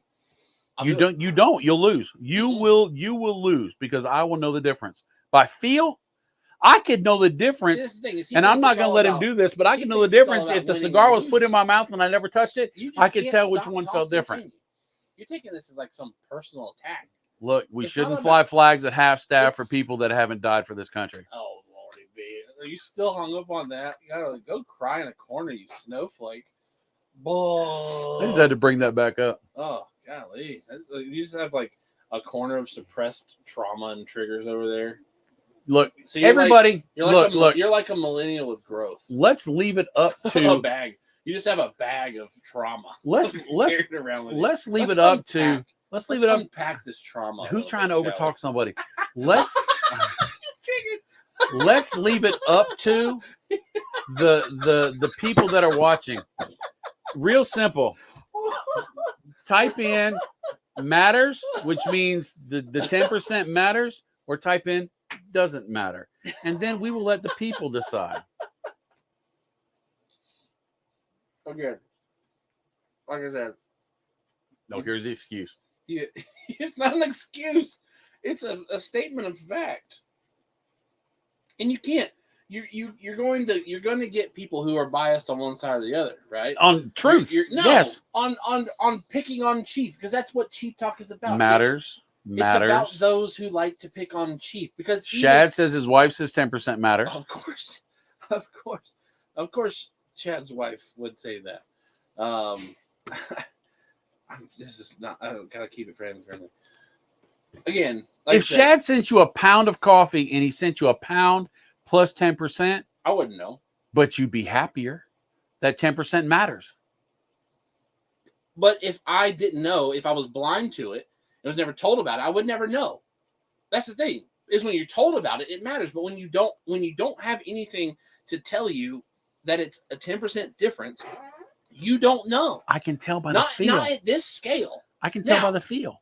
If it was, again, if somebody handed you, if somebody gave you a box of 100 cigars and you could have had, or gives you a box of 90 cigars and you get a box of 100 cigars, that's different. When you get a shipment of 1,000 packs and you only get 900 of them, that's different. When you scale it down to this small size and you don't have something that says, hey, this is 10% different, you can't tell. You can't tell. So we're going to do the blindfold test on both sides. You're going to do the test too. Because I truly believe that you would notice the difference. Not at that size. Not at that size. 10% is a big difference. Because you can't put out, I could not put, if you held your hands out like this, I couldn't put a Gordo in this hand and a Churchill in this hand And just by weight alone, you couldn't No, tell not the by difference. weight alone. You couldn't tell the difference. But I could by feel. I don't believe. I could by believe that. feel. Because cigars, they give, right? You can't squeeze on the cigar to try to get a feeling of how big it is, right? Especially when you're blindfolded. When you're blindfolded, you don't know how close and how far apart your fingers are. It's like doing stuff in the dark, right? That's why when like the experiment, we went to a cave one time, and they walk you back into this cave, and they shut all the lights off, and it's the darkest you'll ever experience because there is no source of light. We There's did no that stars, in freaking. There's no. But when you do that, and they cut those lights off, your perception of depth is completely gone. Mythbusters did it with blindfolding people and telling them to walk in a straight line. They always end up making a full circle. Even after being told, okay, look, you've been making a circle. You've been making a circle. You've done this 10 times, and you've made a big circle every time. Even with correction, with the mental correction while blindfolded, they could not keep a straight line. Let's put it to the test. I said, well, I'm willing to do that in the future. Thursday. Let's just do it on a random. I mean, maybe not next week. I want to see if I'm right, which I truly believe I am. Or I'm open to say that maybe I'm we not. have a ring gauge till Charles. He just went and grabbed that. I can't find my ring gauge, so. But I looked it up, and it says what the Vitola size is. Bob Ellis says he says pretty sure I could tell the difference between a Lonsdale and a Lancero. But somebody else said that a traditional Lancero was a 38 ring gauge, where the Lonsdale was a 42. So that's still 10%. It's a little more. It's 11.5%. But I'm not. I still don't think I could. Completely blindfolded. I don't think and with no hints, no bands, no anything like that. Just completely blind going into it. All right, this isn't exactly perfect. That minimal of a difference, I couldn't tell the difference between a Toro and a Churchill. I could This not. This isn't exactly perfect, but if I put in your hand one of those thicker, round, black Ticonderoga pencils and a kindergarten pencil in your hand, could you not tell the difference between the two? Yes, because those are hard. There's no give when you squeeze on them. That's not that soft. Okay.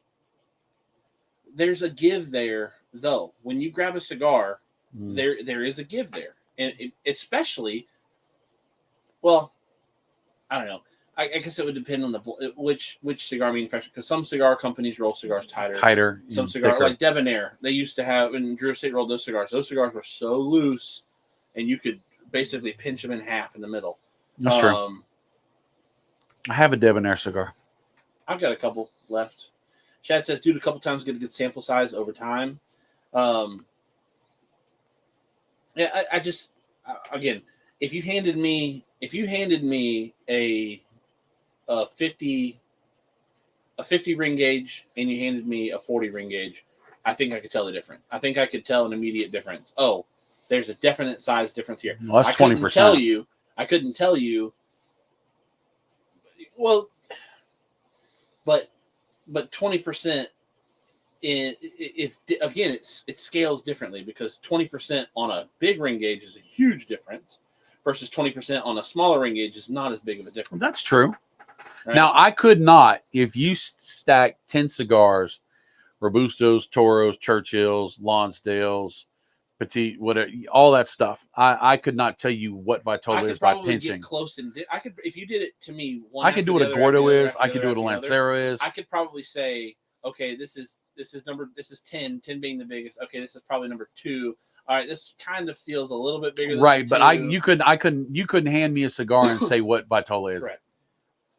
But again, when it gets down to those smaller ring gauges, I don't think I could tell a difference with when you get down to. I have more faith in you than that. The Lonsdale or a Lancero. I have more faith in you than that. Now, you get me up into the, you hand me a Gordo, I'm gonna know that's a Gordo. Or anything bigger than a Gordo, I'm gonna say this is bigger than a Gordo. Like, did you get the not change the subject?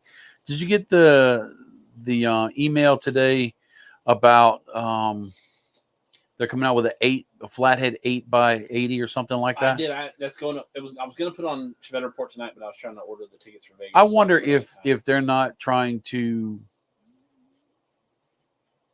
challenge Aganorsa with the Lunatics. I wonder.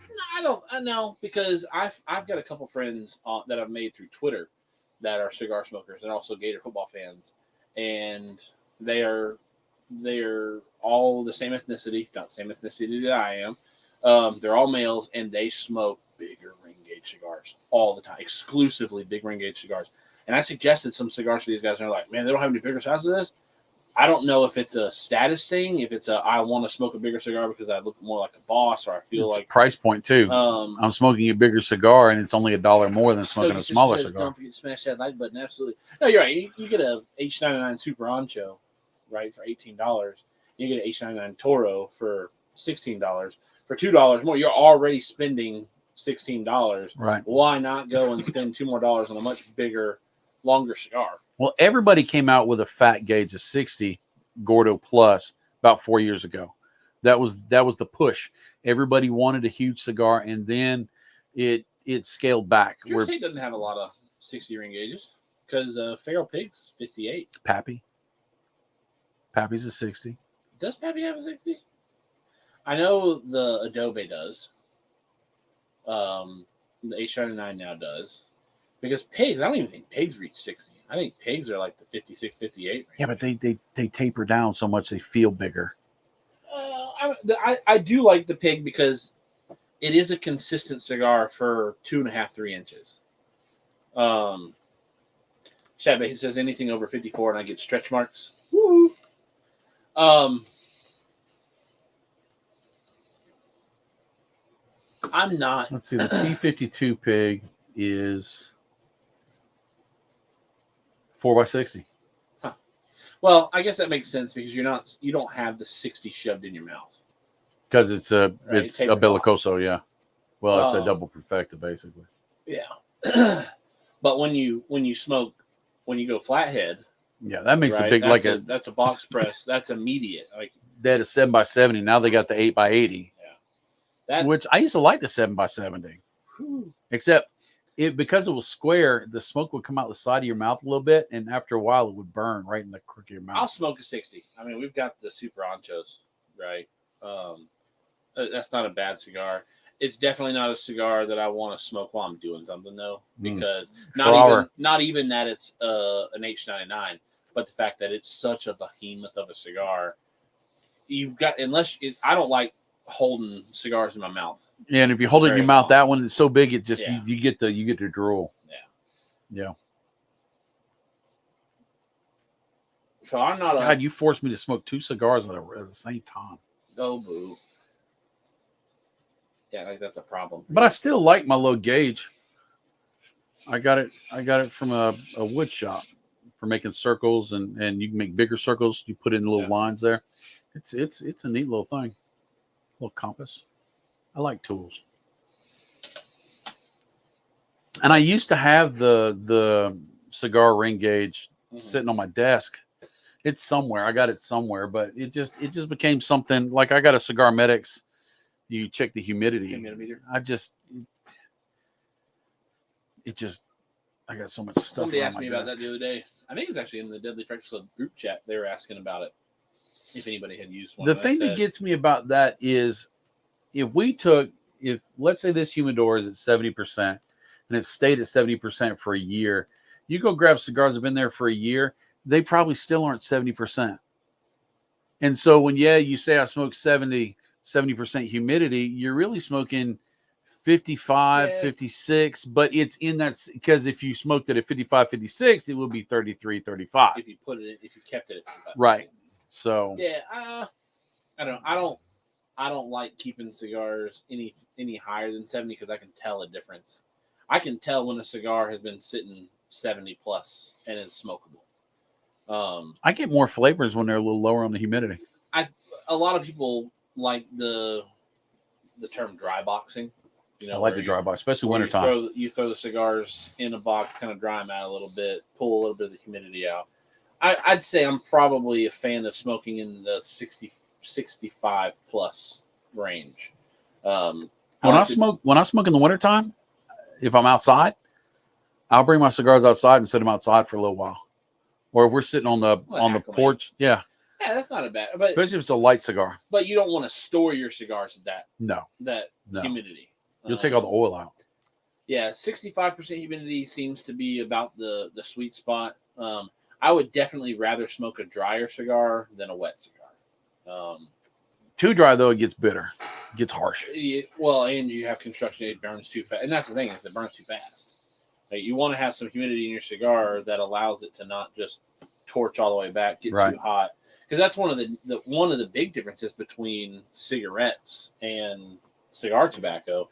Is cigarettes are designed in chemical factory to burn hotter to get more of the nicotine out of the tobacco. That's right. And that's why cigar smokers can smoke a bunch of, especially once you've been smoking for a while, can smoke as many cigars on end as they can and not get that buzz. And you're not inhaling it either, so you only get so much nicotine from under your tongue and around your gums and your nares if you're retrohaling, but I don't retrohale. So he just says, I don't know about that. What do you not know about the humidity? Be more specific. Because we've talked about a couple things. Stony Scissors in an arid environment, right? Very, very cold in Colorado, I believe. So the humidity is not going to be up in the area. I mean, in the summertime, we can leave our cigars out here. Yeah. Well, they get too wet almost. Yeah, summertime they do. And here they do, because it's just so humid. And especially with you going in and out of the door during the shop throughout the day during the summertime, you've got the big doors open in the shop, all that humidity rushes in here. You've got this door open because you're listening to something on your computer, you're coming in and out of here. This door stays open, and I had some hats that were up top there. You get moldy. That were molded. We probably ought to invest in a dehumidifier for summertime. A small one, a little one. Some Arm & Hammer boxes. Some of that damp-rid stuff. Cat litter. John Ryan, welcome in here, buddy. Jordan Young says, I'll be honest, I've had a hard time ever noticing much difference within the reasonable ranges of humidity. I'd love to see a video that has had cigars at 65 or less for months and then same. So like that would be a side by side. That would be a neat video. Yeah. 70%. Yeah, that's about my ceiling. I can tell when cigars are over 70. They feel spongy. They're hard to draw. Yeah, they're especially if you get a tight pack cigar naturally. They burn slow. You're relighting a bunch. When you've got a dry cigar, you're burning wonky. You're burning fast. You're burning hot. You can't hold a cigar. If you my fingers are comfortable smoking this cigar right here. Like, I don't need a nub tool yet. I will soon. I'm not going to get that. I'm not going to be smoking the cigar much longer. But I would say, if you handed me a cigar that was 60 to 65, I'm probably not going to tell much of a difference. But I can tell a difference between 60 to 67, 68. I can tell a difference, because at 60, now you're starting to get in the dry zone. For me, anything under 60, you're starting to get into that. It's going to too dry zone. Right. It's going to, and because you can pick up a cigar and you can feel it. If a cigar feels hard, you know that your humidity is not. If you get that crackiness. Yeah. If you pull it out of the cellophane and some tobacco falls off the wrapper leaf, you probably don't have enough humidity in your cigar. If you go to pull a cigar out of the cellophane and it won't come out of the cellophane, you probably got a really, really well humidified cigar. I've been into lounges and I don't go in there. But I've seen they got setups where they don't do it right, and they have humidity blowing in separate corners. So it's dry in one area, but the other area, I've actually seen little water droplets like steam on the inside of the cellophane. Have you ever seen that? Mm-hmm. It looks like a little fog. Yeah. And I put that right back. And that has a lot to do with temperature and humidity, or humidity and temperature. Because like Shad's saying here, temperature plays a big factor too. 65% in my walk-in, 74 on my lounge. If I walk outside and smoke 20 degrees, wrappers will crack, expansion and contraction stuff going on. Zachariah says, I live in Houston and high humidity. He said he's smoking to 70% humidity now, and it's too mushy. Stokester says, "Dang, BTCG, run from that lounge." No, I've actually DM'd a company before because their cigars that I paid $18 for was over humidified in the shop, and I said, "Hey, just want to let you know, I'm not complaining to you because it's not your problem. Your shop is over humidifying your cigars, and I would hate for you to get a bad name on it." I don't know if anything ever came out of it, but Snitch. well, Karen. whatever.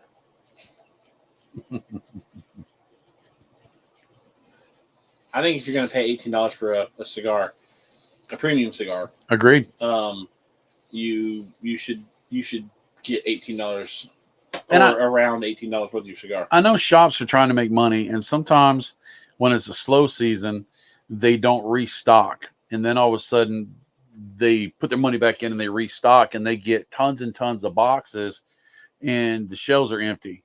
So they go straight from shipping from Florida, shipping from California, shipping from wherever, been in containers from whatever third world country it came from, and those cigars are dry. Yeah. And then they put them right on the shelf, and it takes a while Yeah. for humidity to creep back into a cigar. And that's the thing about this shop is I kind of was disappointed because this is a premium shop who has like they have a lot of flow throughout their shop. They also have a room that they keep their extra boxes of cigars in that I believe is humidified, just so if they get an empty box, they can run it into the humidor, open it up, and it's ready to go. I know what you're talking about. So, you know, I just wanted to send a quick DM. It's like, hey, and this is a company that doesn't have a lot of reps either.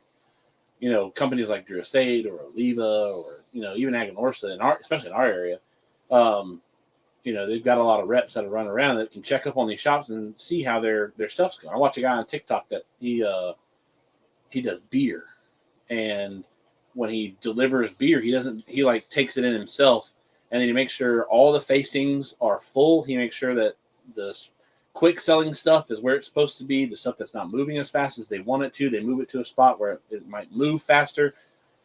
Some cigar companies don't have enough reps out on the ground to be able to say, hey, are you storing my stuff right? Now, some companies are so good, like Saka, right? He doesn't have a lot of reps, but his stuff sells so fast. It's like, well, we just keep it on the shelf as long as it goes, and then we put another box out, and then it goes, and then we put another box out, and then it goes, you know, so on and so forth.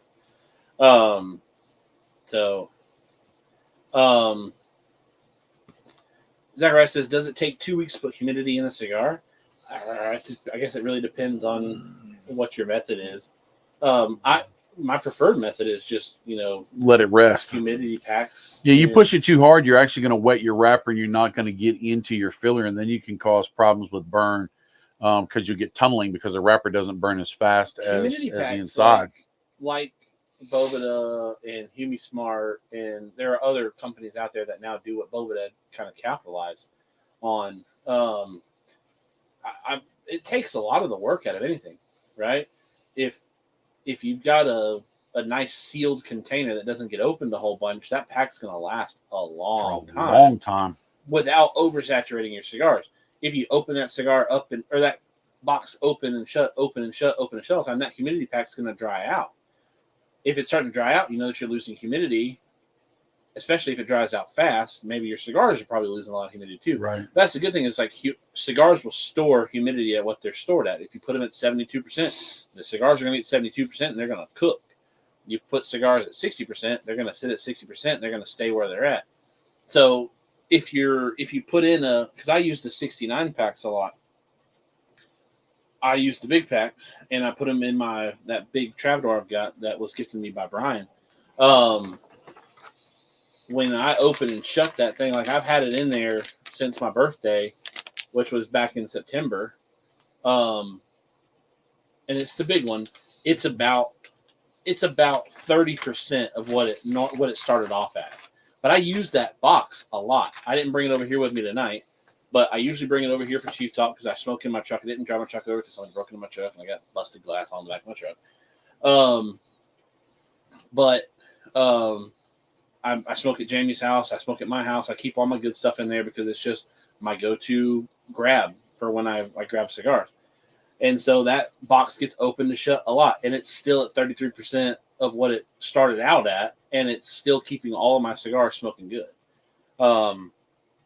you put too many of those packs in there, then you start oversaturating all your stuff, and you can tell. It's also good to rotate your cigars. I'm not a big person to say, just rotate everything once a month. Some people do that. I think it's just a lot of work, especially when you've got that many cigars, right? To go through. But you don't want the air to get stagnant or stale, stuff like that. Jordan says, for example, the Boveda seasoning kits I carry literally take 4 weeks at like 84 to season the humidor. It takes a while for Boveda to release humidity, but it's the safest and most accurate way for show. And then he said, boo to the hoodlums breaking in trucks. Chad said, it's exactly what more and more companies ship a Boveda included in the box. And yeah, a lot of the times you'll get Cigar the Boveda boxes. send their stuff in Boveda packs, or water pillows, or HumiSmarts, or other companies like that. It's just a smart, easy way to do the stuff. I have finished my Freestyle Live cigar, and I will say that it never amped up past a medium at the back end. Agreed. It's a good cigar. I like it. It's probably my second or third favorite of the Freestyle Lives. Adobe was my favorite of the Freestyle Lives, and that's such a good cigar. Adobe was good. And then I liked the Undercrown 10 Freestyle. I guess I got discouraged when Airway talked about it, and they said it was Mexican hot chocolate, and I just couldn't pull Mexican hot chocolate. I think I got kind of jaded over that because I was like, it ain't there. But we have hit the 2-hour mark, and we're still sitting at 19 people, 17 on YouTube too, over on Facebook. Let's see, Supreme Tobacco, George Pablo, Hunter Otts hit the love button since last talking. And all of you who liked over on YouTube, do greatly appreciate that. Again, thank you to all of our sponsors. We did not shout out Zycar, but congratulations, big news. Zycar will be coming along for a second year, and we are supposed to have product in hand very, very soon. Some. Yes, not all of it, but some of it at least. So we're going to end it here. Thanks for hanging out with us. We'll be back again next Thursday. I don't know if we'll do the blind Feelski Rooskies on cigars or not. We may. Just depends on how the preparation in between this week and next week. I don't live here, so it's not like I can come over here on my free time and just do prep for shows. You have cigars at your house. I do, but I don't have all the cigars I need. I keep most of them here. But thank you all for hanging out. Do make sure that you're following along over at ChevetteReport.com. It seems to be press releases are starting to amp back up again. You've got TPE that starts this weekend. Which there's not a lot of stuff that usually comes out of TPE, but PCA is in March, and we will be at PCA. So do make sure you're following over at ChevetteReport.com. It is the only link in the description. You can sign up for emails. You only get emails of what's posted. You don't get spam emails. I don't sell I'm not going to. I haven't sold anybody's email information. You're not going to get spam, anything like that from ChevetteReport.com. But we'll see you next week, and it'll be February next week. So January's gone. Month 2 coming up.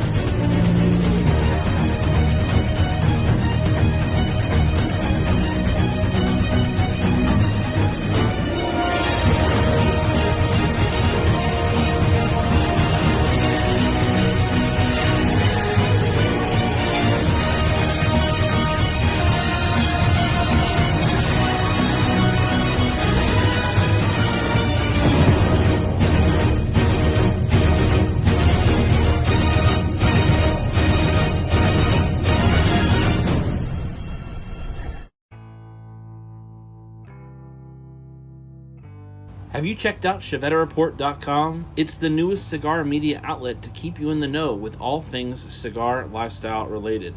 From press releases to reviews, we have it all covered. Be some of our first members to join ChevetteReport.com and be a part of the next step in the cigar culture.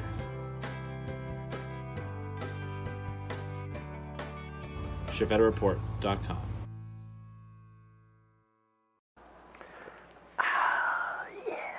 Time to relax.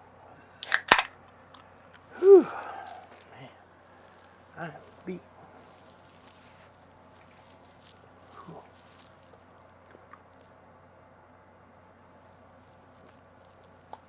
What are you doing? What are you doing here? Show's over. Go home. Go home. Show's over. What are you waiting for? You waiting for another show?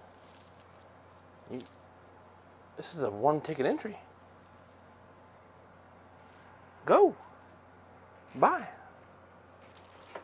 Go. Go.